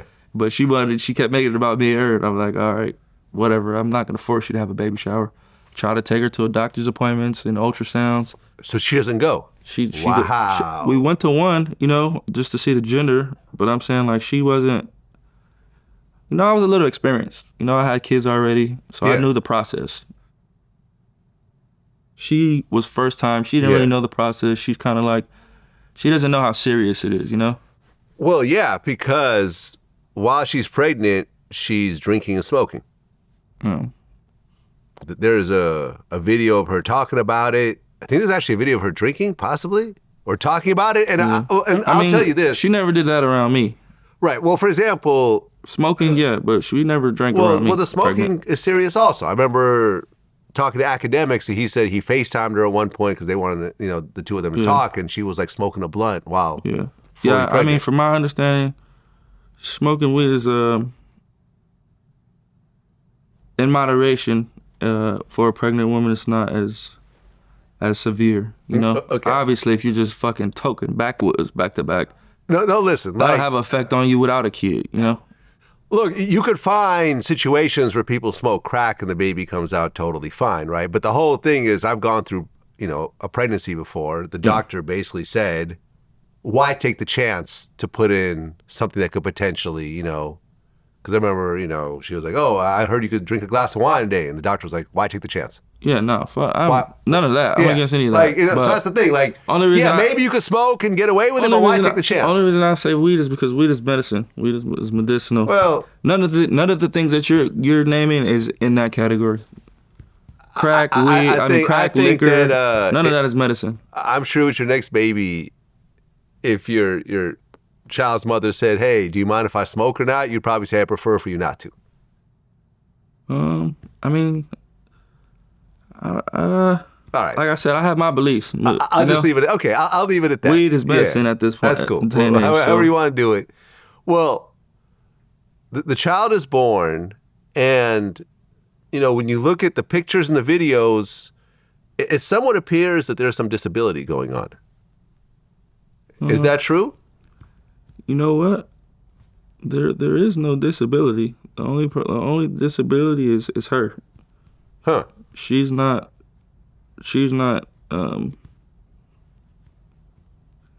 how can I say this? She's not like into it enough. You know what I mean? So the things you normally do with kids and, you know, how they start off walking and talking, it's a build up to that. And it takes a lot of you walking and talking to them. Okay. And that's where she's like not doing enough at. All right, because a lot of people think... He can see, he can stand. Okay. He can move. He's very agile. He's very mobile. He talks?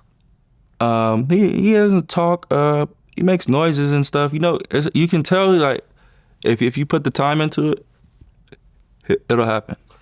But if you don't, it's not gonna happen for any baby, gang. Like, if you have a baby and you leave him in the stroller all day, or you just leave him, you're not as intuitive, attentive. You're not putting on these kid shows and things for him to see and hear kids, and any child's gonna be behind. Right, because people think it's fetal alcohol syndrome, No, FAS. he doesn't have any of that. He doesn't have that. He had a hernia at the bottom of his balls, Right. which obviously messed with his mobility early on. Yeah. You know, but that got taken care of. So that's the only thing I could say that would need that would slow his mobility down, you know. If he's had something that he can't sit down properly, he can't, you know, for XYZ amount of time. Well, have you taken a DNA test? Yeah, we took one when she was pregnant. And While she was pregnant? Yeah. Okay, so before the baby was born. Mm-hmm. And it came back with you being the father? Yeah. Okay. Because when you talk to Wack, he's still a little bit unsure about this whole situation. I mean, you know how people are with reality TV. You know, they think certain things aren't real. Okay, so you're 100% sure that that is your son? Until I see something that says no, I'm not gonna. Okay, so you're not asking for another DNA test or anything else? I'm not gonna keep doing that. Okay. Well, right after she had the baby, she got into a fight with 2 women. The video came out. Yeah. So she did not slow down at all. And that's what I'm saying. You know, your baby's gonna be affected if you don't. You have to sit there with him all day, talk to him, stand him up, hold him, all that stuff, bro. That's like, it helps. If you don't do that, any baby's gonna fall behind. They need a teacher, you know? I mean, do you get custody of the child at all? At this point, no. And you know, I'll be patient and let her see, you know, come around to it. I'm not forcing her hand or anything. I would love to take him on by myself, you know? Why not, though? I mean, well, in fact, I just don't want to put myself in jeopardy to take that on if she's not willing to just free willing give him to me. And well, right. I mean, but I have other kids, you know? Right, but you could easily go to court and get partial custody, even if it's like every other weekend or something. I can't because she ran off and had the baby without me, so I don't have any parental rights. Well, but you're the father. You could ask for a DNA test and prove you're the father, prove paternity, just like how women take, but you know, men to court over the baby. Yeah, no, I know that, but you know, you got to realize she gave him a different last name. Huh? You know, when she got it, when your kid got a different last name, you're not on the birth certificate. You can't just show up. You could still go through the process. Yeah, you can, but you can. I'm saying I can't put myself in that process. I have other children to look out for. You know what I mean? Well, but that's one of your kids. If she doesn't, for sure. Yeah. And I'm more than willing to. I don't need to go through that process though. I don't need a DNA test. I know it's my kid. Yeah. You know what I'm saying? No, but I'm saying in order to get it through the courts, you will have to go through a DNA test again. Yeah, but that's not me. I don't go to court to do nothing with nobody. No, I gotcha. I'm against that, putting in people in the way of that. Now, at one point, you know, you kind of went back and forth with certain people. Didn't like little baby DM Krishan? No, I think they've seen each other out. Okay. And you know, I guess they had words, you know, and you know, at that time, you know, everybody kind of thought I was a problem. So I feel like everybody that encountered Krishan was like, I'll save you. Yeah, you know, type thing. Whole time they don't even know her. They just, you know what I'm saying? So yeah. Well, I mean, I was seeing it for what it is. I was looking at this going like. I think that's how that came about. You know, somebody like, if you wanna, you know how niggas do, come to the studio, work. I can do this, I can do that type thing. Yeah. Well, didn't Offset allegedly mess with her? Yeah, he smacked her.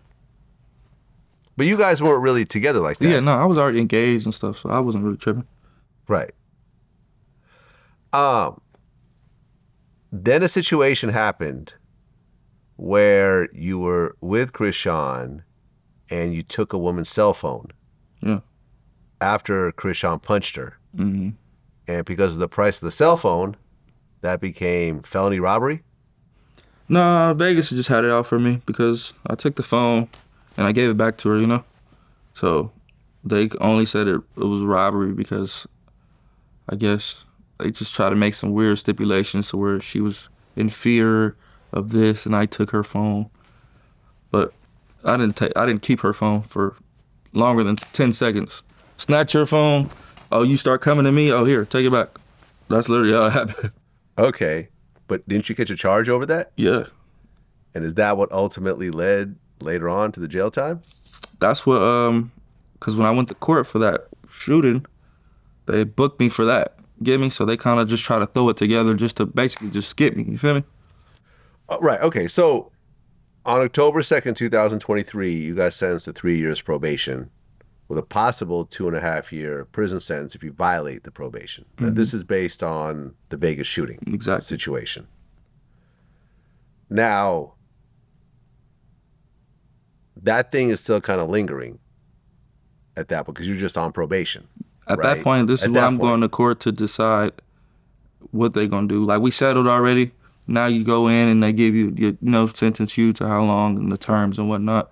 Yeah. So when I'm going to that court date, boom, they book me for this and they throw it together as one case and make me just look like a villain. Right. You get sued over that, right? At one point, they say you had to pay $13 million. Yeah. Did that actually go through? I don't know anything about that, brother. I don't even know how I'm even liable to be sued. I didn't do anything to put this club in jeopardy. Yeah. I think... because the club shut down afterwards? That's why... Oh, okay, yeah, I remember this, exactly. yeah. But I'm saying and they claim you're the reason why the club got shut down. Obviously, they didn't have their shit together when they were supposed to. Is what I got from it. Because there's been plenty of shootings outside of plenty of clubs. And them clubs are still open, gang. Okay. I think they just got bitter because they didn't have whatever document that they didn't have at the time when they got shut down. Well, right around this time, that's when the whole Megan Thee Stallion, Tory Lanez shooting happened. Yeah. And you claim that Megan gave you head after that? Yeah, I got at her, You okay? I come check on you. Come rub your feet or something. Rub your feet. So yeah, she got shot in the foot. I flew out to Orlando. That's where she was at the time, and we was vibing. Fishing, swimming and whatnot. Yeah. Yeah, got a little sucky. Did you ever deny it? Of course not. No? I can't deny the truth. Okay. I mean, did she tell you, considering that you guys are hanging out right after that happened, did she tell you exactly what happened? Nah, I didn't really, I ain't talking about no other dick while I'm with you, feel me? Well, you're not really talking about other dick. This dude just shot her. Yeah, no, I ain't. So, there's a little more than just getting some dick. This is... No, I'm saying I ain't talking about the last person he was with. No, I get you. No, so but still, I don't care if he shot you or not. I'm not finna ask. What here happened? for other reasons. Why did he shoot you, dog? Okay, fair enough. I'm trying to help you get over that, baby. Right. I'm trying to help you heal. Did you know Tori at all? Yeah, me and Tori, we Yeah. Just a high and bye type thing. We see regular artist shit. You see him, what up, brother? Cool, we need to work. All right, bet. Look, when this trial was going, I was like the only person in hip hop that was like, Tory's going to jail over this. They're like, oh, you're a hater. You hate Tory. Yeah. He just, and I'm like, no, I'm not. Based off California, he was going to go. Yeah, I'm like, you got the girl who you shot taking the stand and pointing the finger at you in court. You can't get over that. Yeah, especially in Cali. Especially in L.A. You're a Canadian. You're a foreigner that comes to this country and shoots somebody. I'm like, this is not going to work out. Yeah. And I was right. And then when he was appealing, I'm like, 2% of appeals actually happened. His appeal's not going to happen. Oh, you're a hater. You hate Tory. Yeah. It was just announced the other day that he's got to serve his whole 10 years. Yeah, no, he going to do all that time. Yeah. It's just based on California, He got it. You got a gun. It's a girl. They want to make it an example, pretty much. Well, you and Soulja Boy start going back and forth. And you challenge him to fight. He said he's gonna shoot you. You ever see that interview I did with him? The pow, pow. No, I don't think so. The famous Soulja Boy interview? Oh, when he was telling the story Yeah, about the yeah, story. I seen that one. Yeah, that was one of mine. Oh, that was you? Yeah, I got some classics in the vault. I'm in the studio listening to some beats. All I hear is boom, real loud. Instantly stop the music. I just hear it. Motherfucker run. I hear do the root. My partner say, man, who the fuck in this crib? A-Rap passed me the pistol. Bam, I look through the door. I see like 3, 4 niggas running through the crib. All black, mask on, running through the crib and shit. One nigga run to the front door. I hop out, I start shooting. Bow, bow, bow, bow, bow. Shot the nigga. Bow, shot his ass. Bow, bow, bow, bow. All the niggas run out the door, they run out the door. This nigga on the floor. Feel me? Walk up to this nigga, take his mask off his head. Looked at it, saw who it was. I'm like, damn. Okay, so as you're going back and forth, you claim that Soulja Boy's baby mother and you had sex before, and then that caused the whole lawsuit and everything else like that. How did that turn out? Man, I don't know about the lawsuit business or anything, but nothing has came to my desk. You know, as far as that, it's true. I fucked her. Just a sore loser. They're trying to make a lawsuit based off of the time frame that I said I fucked her. They're trying to say, oh, you didn't fuck her on this day. So we're suing you we're suing you for saying you fucked her on this day, even though you did it. Did you show up to court? Hell no, I was in jail. I was Oh. in prison. So they posted some weird shit that's saying that they won based off me. Oh, not showing up to court. Yeah. But you're in jail. So, okay, got it. So he's just a sore loser, you know. At one point, okay, so in 2024, you dissed NLE Choppa on Jada and Lexus's Barbie remix. And were you guys supposed to box at one point? Yeah, he was popping it like he was, but you know he's just a clown for the internet. He gonna do whatever. So he called himself, "Oh, you hitting a girl, man? You gonna do that to a guy? All right, now I'm gonna beat you up. Now what we doing? Let's set it up. Set it up. I know I'm about to go to jail, man, but I know this nigga's a pussy. He really doesn't want to do this. So that's what I'm gonna do. I'm gonna make a flyer. Oh, an actual boxing I'm gonna flyer? make a flyer and post this motherfucker. I guarantee you he gonna back out. Well, right, because you've already had boxing matches by this point, right? 2021, you signed on for the Bare Knuckle Fighting Championship, where you fought TikToker Kane Trujillo. Mm-hmm. You beat him. You were supposed to have another fight with FaZe Temper, but then you got into a fight with, I guess, Krishan. Yep. And then they canceled it over that. Mm-hmm. And you're supposed to originally fight Nick Young way back then, my man Swaggy P. But then that got canceled as well because they didn't give you a license. Yeah, I couldn't get my my professional thing in California fast enough. Okay, so you've already been boxing at that point. Hold on a second. Was there another boxing match that happened after that? No, that was the last one. Okay, the last one. Okay, so the whole thing with NLE Choppa, wasn't really a boxing match. It was just everyone talking shit, basically. Yeah, it was supposed to be. Shit, that's what I wanted. Okay, so you have these cases that are sort of lingering, but then on January 12th, 2024, you got arrested for violating probation. Yeah. What exactly was that over? So everybody has this misconception that it was because of the Vegas Krishan thing, right? Mm-hmm. I'm gonna tell y'all some shit that's gonna blow y'all mind. So I was going to violation hearings for the shooting in Vegas, right? But Vegas wasn't provided the work fast enough. So the judge is being like, okay, we keep having these hearings and you guys don't have any new paperwork for me to violate this person. Mm-hmm. So Cool. They just were asking me to do community service. Jaden has a show in Utah. I didn't tell my PO I was gonna go because I knew he wasn't gonna let me go, right? Because he's already giving me a hard time just because of whatever. So I decided to go anyway, I'm gonna support Jaden. And there was a fan that threw ice at us on stage. I don't know if you seen, but I called her to the stage, whatnot, Mm-hmm.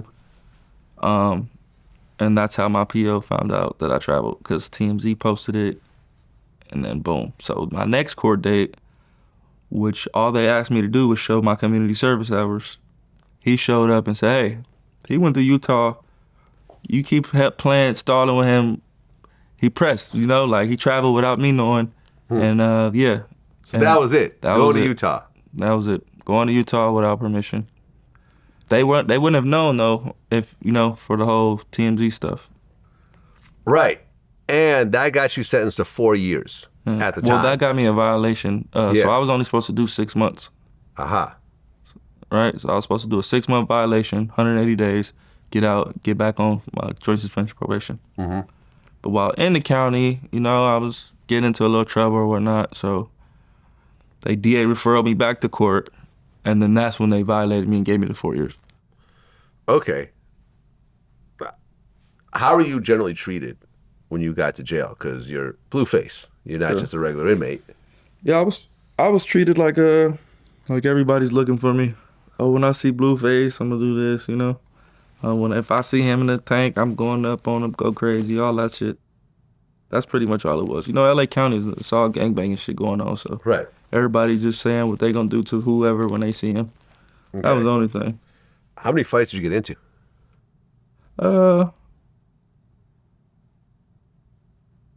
Good handful, I wasn't like just giving anybody a fade, not like just it's 100 Crips in here, you're not just for the fight me because you feeling good today, like nah. You fight these 100 niggas, if you still want to fight me, all right, come on, yeah, you feel me? That's what I'm on, like, Okay, so all the Crips are basically protecting you? Yeah, everybody, they know what time it is. Yeah, like, as they should. Well, you want to fight Blueface, nigga, we gonna run it first. Okay. What was the craziest thing that you went through while locked up? Craziest thing? Probably when I had to like do something to my own friends, like I had to, like two homies that I kicked it with every day, you feel me?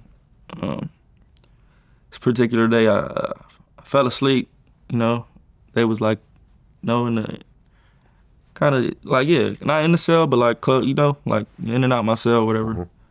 I woke up to a lot of things missing, a lot of things missing. And I approached them about it. I'm like, hey, man, I'm missing, what's up? You know anything? You seen anybody? Oh, no, we don't know nothing. So they start playing the role like, oh, man, what you want us to do? Help me look for it. I help you look for the shit they stole. Bro, you finna help me look for it? Now I know you for sure stole it. Now you finna act like you finna help me find it? Bet. I know you stole it, but it's 2 of them, right? Mm-hmm. So I'm like, I don't know which one stole it. So... oh, man, I really didn't want to do it. I was really salty. Like, I'm like, damn, bro, I feel like a bitch right now. Like, these niggas really just stole from me. They playing dumb, acting like they helping me. They ready to trip and press. So I'm like, I'm sitting in my cell, I'm thinking like, damn, what could be the most loped out thing to do right now? I'm like, fuck, I got to get down both of them. That's the only way. I'm not finna try to pick and choose. And so, boom, I get at the first dude. I'm like, look, bro, I need a fade, bro. We got to get down. Like, I don't know. I don't care if you took it or not. We got to get down because you too close to me to not be watching over a nigga type shit. He like, man, I'm not finna be fighting you in here, Blueface. Like, man, I'm trying to go home. I'm trying to be in here fighting you and woo-wham. One of his enemies walked by. I'm already gloved up. Now I'm looking like I'm finna dope feed him because now you turning my fade down and you stole from me. Now I'm just finna start beating on you. So one of his ops walked past. He got his little extras now, like, all right, bro, I'll give you a fade, fuck it. I'm like, all right, I see. The nigga that walked past is messy because he did everything. Everything in jail is like manipulative. Like everybody know what's going on and everybody's moving a certain way to be nosy or whatever the case may be. So boom, he run back and tell the other dude, like, man, he want a fade from both of us. Other nigga with it. He like, yo, you want a fade? Cool, I give him a fade. I'm like, yeah, I like him. I like how he going about it. He with the shit. Boom. So boom, we wait for count time to go. Man, Vlad, I whooped their fucking ass. Bad. Like I'm putting feet on him. His ass crack out. I'm kicking him in his, like, you know when somebody trying to get up? I'm kicking him in the ass. He's like, oh, you gonna do this to me, bro? You gonna let me get up? No, nigga, what the fuck? You still in there? Nigga, so, boom, after his last time trying to get up and his asshole was out and I kicked him, I'm like, man, I'm done with you. You bunk. Come on to the next one. Next dude come. He go for a handshake. All right, shake his hand. I pull him in. Boom! Start going crazy on him. Boom, blam, blam, blam, blam. Now he actually trying to give me a fade. Now he doing this thing where he like, boom, boom, dipping. He keep doing this. So I'm like, all right, we keep getting tied up though, like chest to chest. Like I'm really just trying to go crazy and he just doing this. So it's like we getting too close now. All right, reset. Boom, we come again. He come with that same dip. I'd already downloaded this shit. We did this. So as soon as he dip, I come right under. Boom! Go straight, face first into the ground. I start going crazy on him. Boom! Everybody thought I was a fucking wild animal after this day though. Cause I'm really doing them niggas bad. Like, them my friends, like everyday niggas type shit. To the point where niggas was like, the niggas that really was trying to get phased and I was like being Hollywood with, they like, damn, bro, you was gonna do me like that? I'm like, no, I actually like them. You would've got some shit way worse. Them was my boys. Like, you would've got some shit. You would've wanted to kill me in here. Right, but incidents like that extended your jail time. Yeah, right? Yeah, you know. Right, because at one point when you go in, Soulja Boy threatened to have you raped in prison. Man, that Soulja Boy is only if he knew what people say about him in there, man. That guy gets no respect in there, I'm telling you. You go in there and ask about Soulja Boy, they gonna be like, man, that nigga was in PC. The first 20 minutes he got in here, yeah, he hit that button. Get me out of here. Okay, so you're locked up, and does Chris, Sean, and Jaden, are they like visiting you? Yeah, they was coming like in the beginning. In the beginning? Yeah. Okay. And Chris Sean got a Blueface tattoo on the side of her face. Yeah. When you saw that, what'd you think? She was dope. She was holding it down in the beginning, honestly. To the point where I became hella dependent of her. And I even got her name tatted. You feel me? Oh, that was the first? Yeah. But I got it covered up. Once she started fagging off, she ain't even get to see it. Okay. She'll never see it. She'll never see it. She'll never see it. What did you cover it up with? I got a Bentley sign, but with a C. Okay. Right, because you got a bunch of new face tats. Yeah. You got Telegram? Nah, this is a paper symbol? Airplane. The airplane, yeah. It's paper plane. I don't know about Telegram. Well, it's a Telegram symbol. It could also be Rock Nation, I guess, or it could just be a paper plane. Yeah, no. What does the paper plane mean? I'm fly. You're fly. Fly crippin'. Okay. You got the Major League Baseball tattoo on your right cheek. What does that mean? That mean I slid before. Okay. You got the YSL, but that's schoolyard. Yep. Right. Chase Bank. I chase bank with Chase. Is there a Washington Nationals logo or a Walgreens logo? Washington Nationals. Yep. What does that mean? My hood is on Washington. We on Washington. Oh, okay. What other face tattoos did you get while locked up? I got these poker chips. And what does that stand for? Poker chips, just gambling. You know, Okay. I gamble a lot. I put it all on the table. I'm the type, I go and put 10,000 down, and if I win or I lose, I'm a go up or I'm gonna leave. So yeah, I got the chips. I got sergeant stripes right here. You know, I'm ranked up. I'm like a sergeant now. Like, you know. So basically, someone just had a tattoo gun in prison, and just when the guards weren't looking, they would just dot you up. Sneak come in the cell. Oh, in the cell. Yeah. Okay. And I got no warning shots right here. You know, in the prison, that's what it says on the wall. Warning, no warning shots fired in this building. Now, but it's a violation to get a tattoo in prison. So did the guards really care or not really? Well, I did get a tattoo right up, so. Okay. Yeah. Okay, so you're locked up, and then in early 2025, Chris Sean's ex, Ronnie Doe, gets killed in Maryland. Yeah. And before that happened, I remember he ran up on her at some store and was like, yo, that's my baby. I want to get a DNA test. I've seen that. That's weird as shit. You don't shit the house. You ran behind them. I'm trying to holler at you like a dog. Your girl right here, Junior right here, weird as a bitch. You weird as shit. You weird as shit. What's wrong? You weird as shit. Ain't nobody stalking you. That's my fucking son. That's my fucking son. That's my fucking son. What you want to do? Excuse me. What do you want to do? I'm calling the cops. I don't give a fuck. Call him. Nobody touch you. Go to the cops. Call him. Go. Yeah. Go.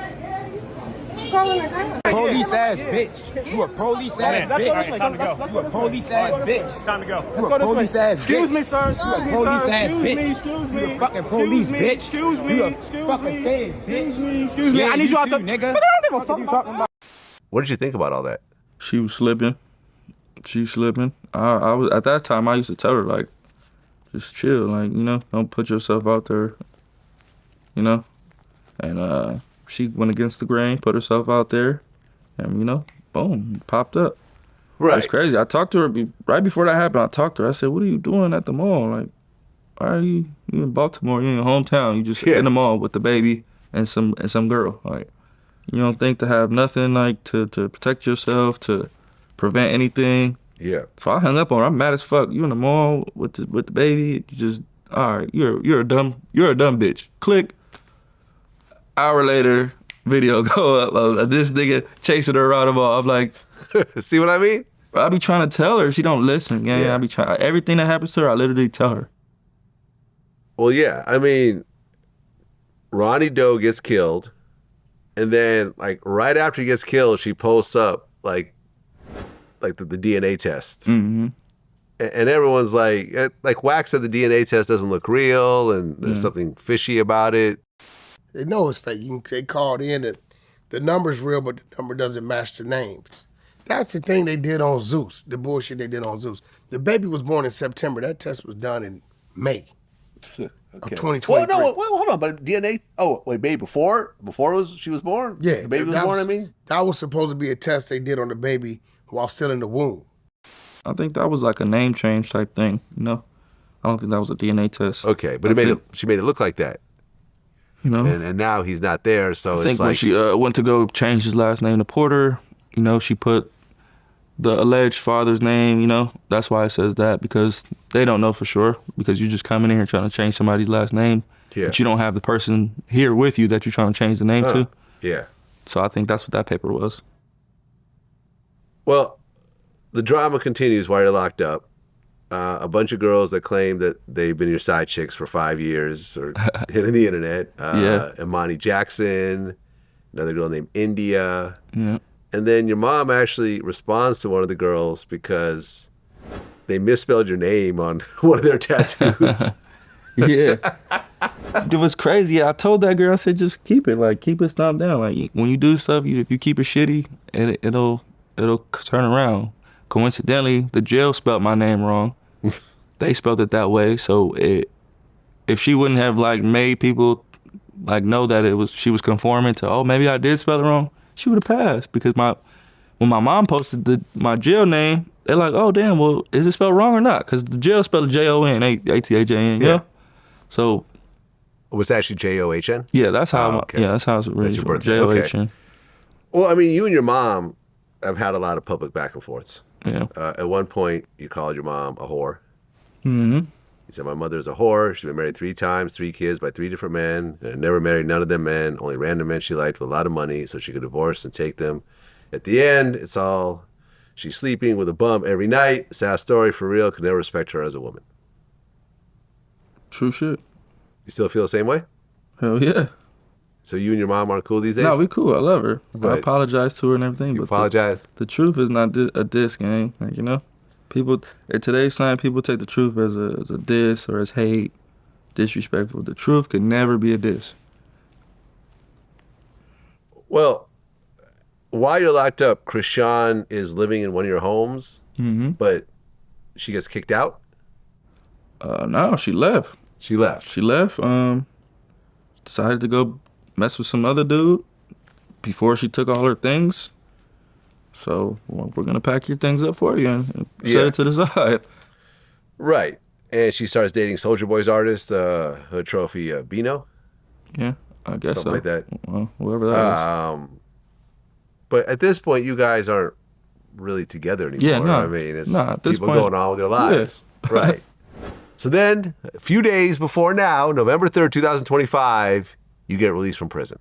Mm. You do how much time altogether? 2 years. 2 years. Mm. How'd you feel when you finally got out? Oh man, I felt good. I was happy. I appreciated life a little bit more. Decided to give people like a chance to,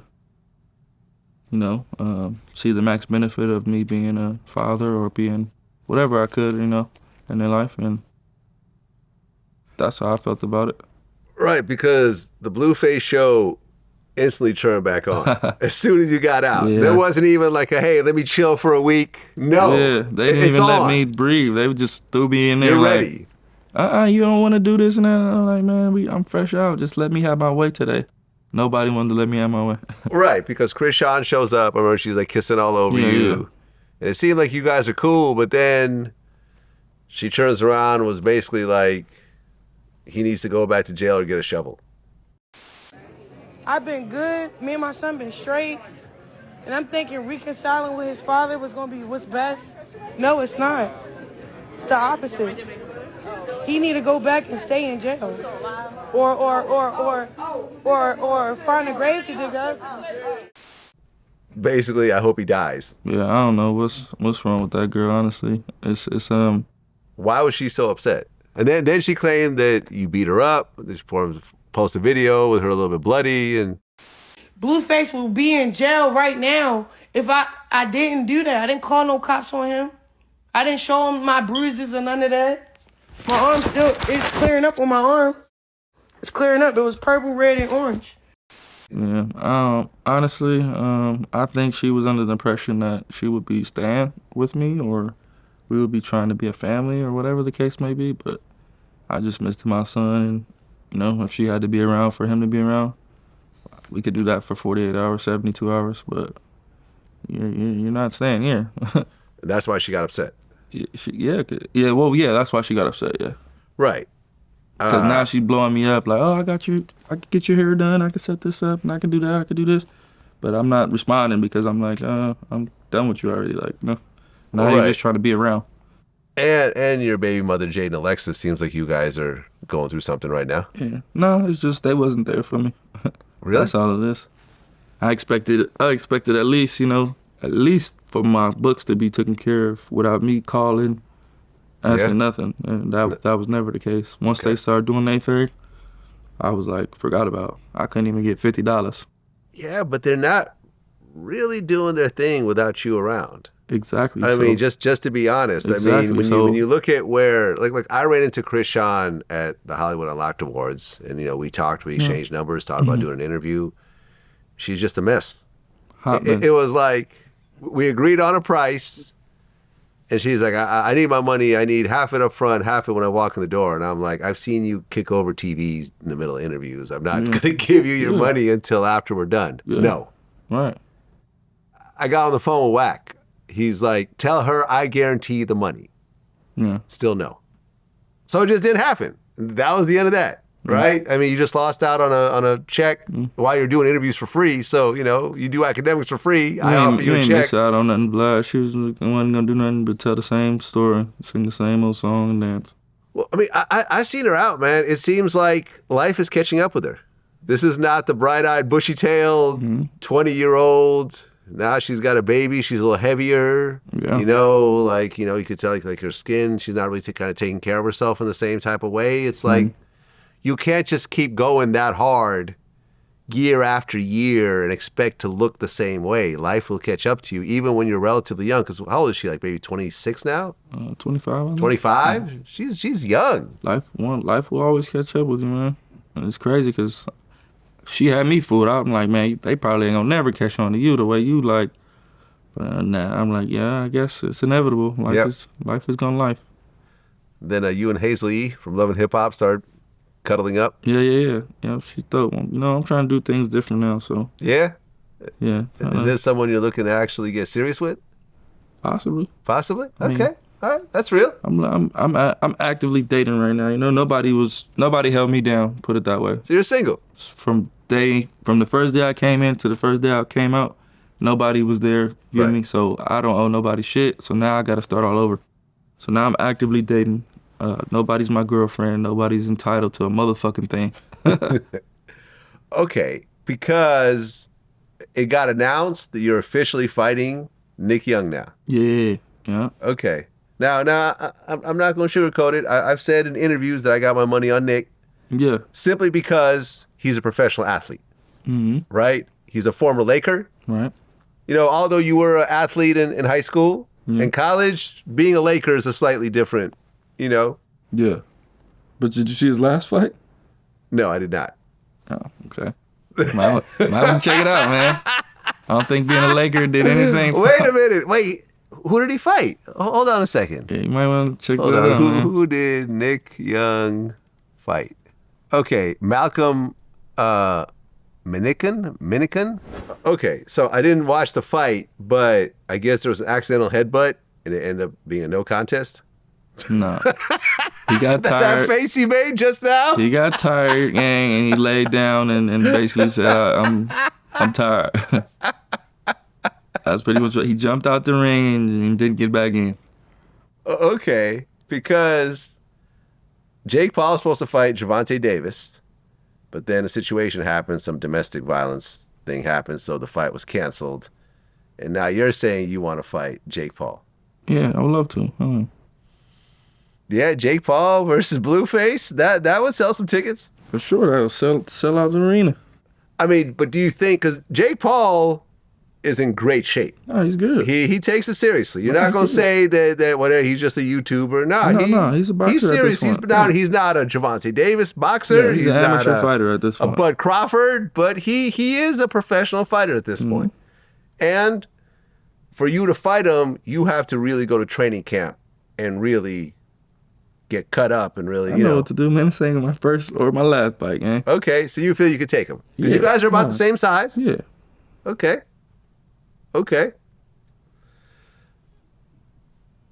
We'll see what happens. You know, if he takes it on, it'll be massive. I think once I knock a couple people out, he'll have no choice but to, Right, and you guys are doing a whole like reality show around it, and like, well, I mean, in terms of like the Nick Young one. Yeah. The whole It's the gonna be a training big of it deal. and everything else like that. And then you got an album coming out that you're working on. Yep. I remember you were in the studio with Hit Boy. Mm-hmm. Who else you working with? DDG, Kalan, my boy Scum. He made the Thotiana and Deadlocs and all those good beats. Yeah, I mean, Blueface, man, you hit the ground running. Like you pulled off something that was really just sort of impossible at the time. Like you came in as sort of like the next wave. Mm-hmm.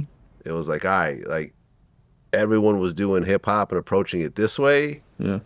I'm gonna go way over the top with it. Exactly. It's not just gonna be about the music. I'm gonna rap different. Yeah. I'm gonna look different. Mm-hmm. I'm gonna act different. Whole different. I'm gonna have a bunch of girls that are gonna escalate what it is that I'm doing and amplify. Yeah. Promote, support. You know, because honestly, man, when you take a look back, like people like to say it's all them, but if you look at some of the biggest rappers in the world, a lot of times, not every time, but a lot of times they'll have this really popular woman with them. Yeah. Like, I don't think Jay would be Jay without Beyonce. He was already Jay, but Beyonce put him on a whole different stratosphere. Yeah, of course. A love story always, goes farther than a Swizz horror Beatz movie. Swizz Beatz was doing his thing, but Alicia Keys and Swizz Beatz. Even you see like, Moneybagg Yo and Ari Fletcher. And, you see dudes. Yeah. Can't beat a love story, man. Yeah. Klay Thompson and Megan Thee Stallion or, and so forth. It's a whole thing. And I feel like you figured it out early. Yeah. And you're like, okay, here's a way for me to really extend what I'm doing beyond just the music, because I feel like a lot of artists, when they depend on just the music, it could be over next year. Yeah. That style becomes played out. Yeah. People start rapping different. It's a new You're person still rapping the same. Every year it's a new person. It's a new lit up and coming artist. So what's your goal coming up? My goal is to just go on another run musically, just so you guys can know I can do it. I can say that I did it, and then I'll go back to making stars and whatnot. That's what I like to do. Yeah. I like to build women up, and then, if they want to stay, let's keep running it up. If you want to go and do something with somebody else, you free to go. I don't want no contract. You ain't got to sign nothing. Okay, because was Krishan signed to you initially? Nah, I don't make them sign nothing. So it was just a handshake. I don't make So if she wanted to go, she can go. I'll refer you. Well, okay, but Jaden, didn't you guys get a deal with Columbia? Mm-hmm. So was she signed to you at that point? No. We just sold the song. Oh, just a song? Yeah. Oh, so it wasn't like a real deal, like... Yeah, no. We just sold the record. Aha. And I only did that so they can clear it. Okay. Because, I mean, I remember, like Wack mentioned that Krishan's deal with Zeus is ended, right? I guess she violated the contract and now she's out of that deal. For her to take the loss she just took with Zeus, with Lemmy telling her, we're not paying you nothing. Oh, so that's it with Zeus? You didn't see that? No. She like, when I'm gonna get paid? Like, we're not paying you nothing. You breached contract. I don't owe you a dime. So you just we're not, consult your attorneys. Are you guys still doing stuff with Zeus? Yeah. I got a Rap Queens. Well, me personally, I got my own thing going on. Okay. So I'm making stars again. You know, they seen what I did with both of them. Now they want a female artist. So we're doing a show called Rap Queens West. Aha. Where basically I'm just judging and I'm gonna find them the best, most original artists for them to sign and do what they do with them. Well, Blueface, man, congrats on your success, man. A lot of Thank ups you, and brother. downs along the way. You definitely had to take your lumps to get to where you are. No, for sure. You know, between the arrests, the prison time, the craziness of Krishan. Yeah. And I don't know, man. I feel like you've just taken it all in stride. Yeah, I don't regret You don't nothing. seem like stressed out. I wouldn't take nothing back. Doesn't seem like you get angry. Nah. You know how to use the internet. Like you really, like I feel like you're like one of the first dudes, like the next wave of people that just knew how to use the internet. Yeah, because I did it for myself. For what it is. It's not real life. Nah, you can be beefing on the internet and see the person, you know, face to face and laugh it off. Yeah, you gotta play the game. If you know what you're doing. Gotta play the game. Or you could take it overly personal and then you just fuck yourself up. Fuck it all up. Yeah. Yeah, no, but you've really played it right, man, and you've really maximized it and made a lot of money. And you know, I was purposely like counting the streams as I was telling the story because it's like, yo, like, yeah, when this you is look at not the like numbers, a one-hit wonder situation. Like numbers, $500 million here, 400 million here, 300 million here. These are like billions of streams, billions and billions of streams when you count them all up. When you look at the numbers, it's undeniable. Yeah. So yeah, if you want to say what you want, this, that, and the third, fall, this, that, the numbers are there. Look at the scoreboard. Go look at them numbers. Man. Look at the numbers, man. I don't gotta contest that. Well, Blueface, man, I've been wanting to do this for a long time. Shout out to Wack 100 for making this happen, man. And hopefully this won't be the last time. No, and I know that you got a whole hell of a long story ahead of you because you're, 28 right now? Yep. Hey, come on, you're I'm young. still a YN. Yeah, man, you're doing your thing. I know you squashed it with Tekashi 6ix9ine recently. Yeah, I mean, we want to box, so, you know, we'll Is that going to happen? It's not going to happen. You think so? You're too big. Yeah, maybe. Yeah, that's what he said, I've interviewed too. him twice now. I've been to his house now. Yeah, that's what he said, too. He's smaller, and also he's kind of overweight now. Yeah. You know what I mean? And he might be going to prison. Oh, okay. Because he has to be sentenced. But even with that, because you're what, 6'4"?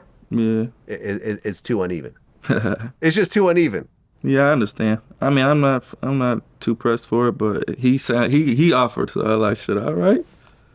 They would love to see it. So I mean, with him, if it's a big enough check, yeah. Like, you know, because the thing about Tekashi is that really he has no shame or he's not bashful. Like he puts it all out there. When we do interviews, whatever we want to talk about, you know, just another, you know, he kind of came a little before you, I think. Yeah. He was the first person to really kind of take it over the top. Yeah. And take it to the extreme. And then I think you kind of came in after that. And, you know, I'm sure that what he did kind of influenced you to a certain degree. And, you know, not the snitching, of course, but in terms of the, you know, show me what not to do, you know? Yeah, there's that part too. The way he did it was like going against the grain, you know, a little too much, you know, going to people's hoods and doing all that stuff. Oh, no, he goes overboard with all that stuff could have been avoided, you know? I'm not cool with, I wouldn't do none of that shit. Yeah, it's not worth that. Personally. Do you think that right now in 2025, snitching really matters in hip hop? Because, you know, you made comments about Gunna. Yeah. I think it depends on the lifestyle you're portraying. Like if you're portraying a tough lifestyle, yeah, it matters in hip hop because they're going to hold you to that, you know? But if you're not, I don't think it matters, no. If you're making music that's like, you know, You know, he just popping fly shit. Yeah, I mean, gonna Gunna fuck got with bigger than ever. Yeah, no, but he's not saying no tough shit no more. You don't see him saying. He kind of used to though. No, that's what I'm saying. He's not doing that no more. Yeah, so he just switched He used it up. to say, "Oh, I'm gonna take it to trial. I ain't gonna say nothing." He used to say all that stuff. Now he don't say none of that. Now he on some who getting fucked tonight. Yeah, that's true. And so he's playing it right. That's true. I mean, you know, Tekashi went through his thing. He started doing Spanish music. Yeah. You know, people find their lane. Yeah. Yeah, you know, they're going to hold you to what you're saying, to your words. Yeah. So. But then again, I think with Young Thug, I think it affected him. Because once he saw that interrogation video, that's what I'm saying. And then he started 'cause going on his whole like explanation media run, trying to meet with every like street blogger and trying to have them co-sign him. Yeah. And I feel like it took the mystique away from who he was. Yeah. And that last album just kind of just flopped. Yeah. Based on his standards. Right. Yeah, man. Well, Blueface, man, congratulations on everything. Thank you, brother. And, you know, good luck. You too, We'll man. talk soon. Another Peace. one.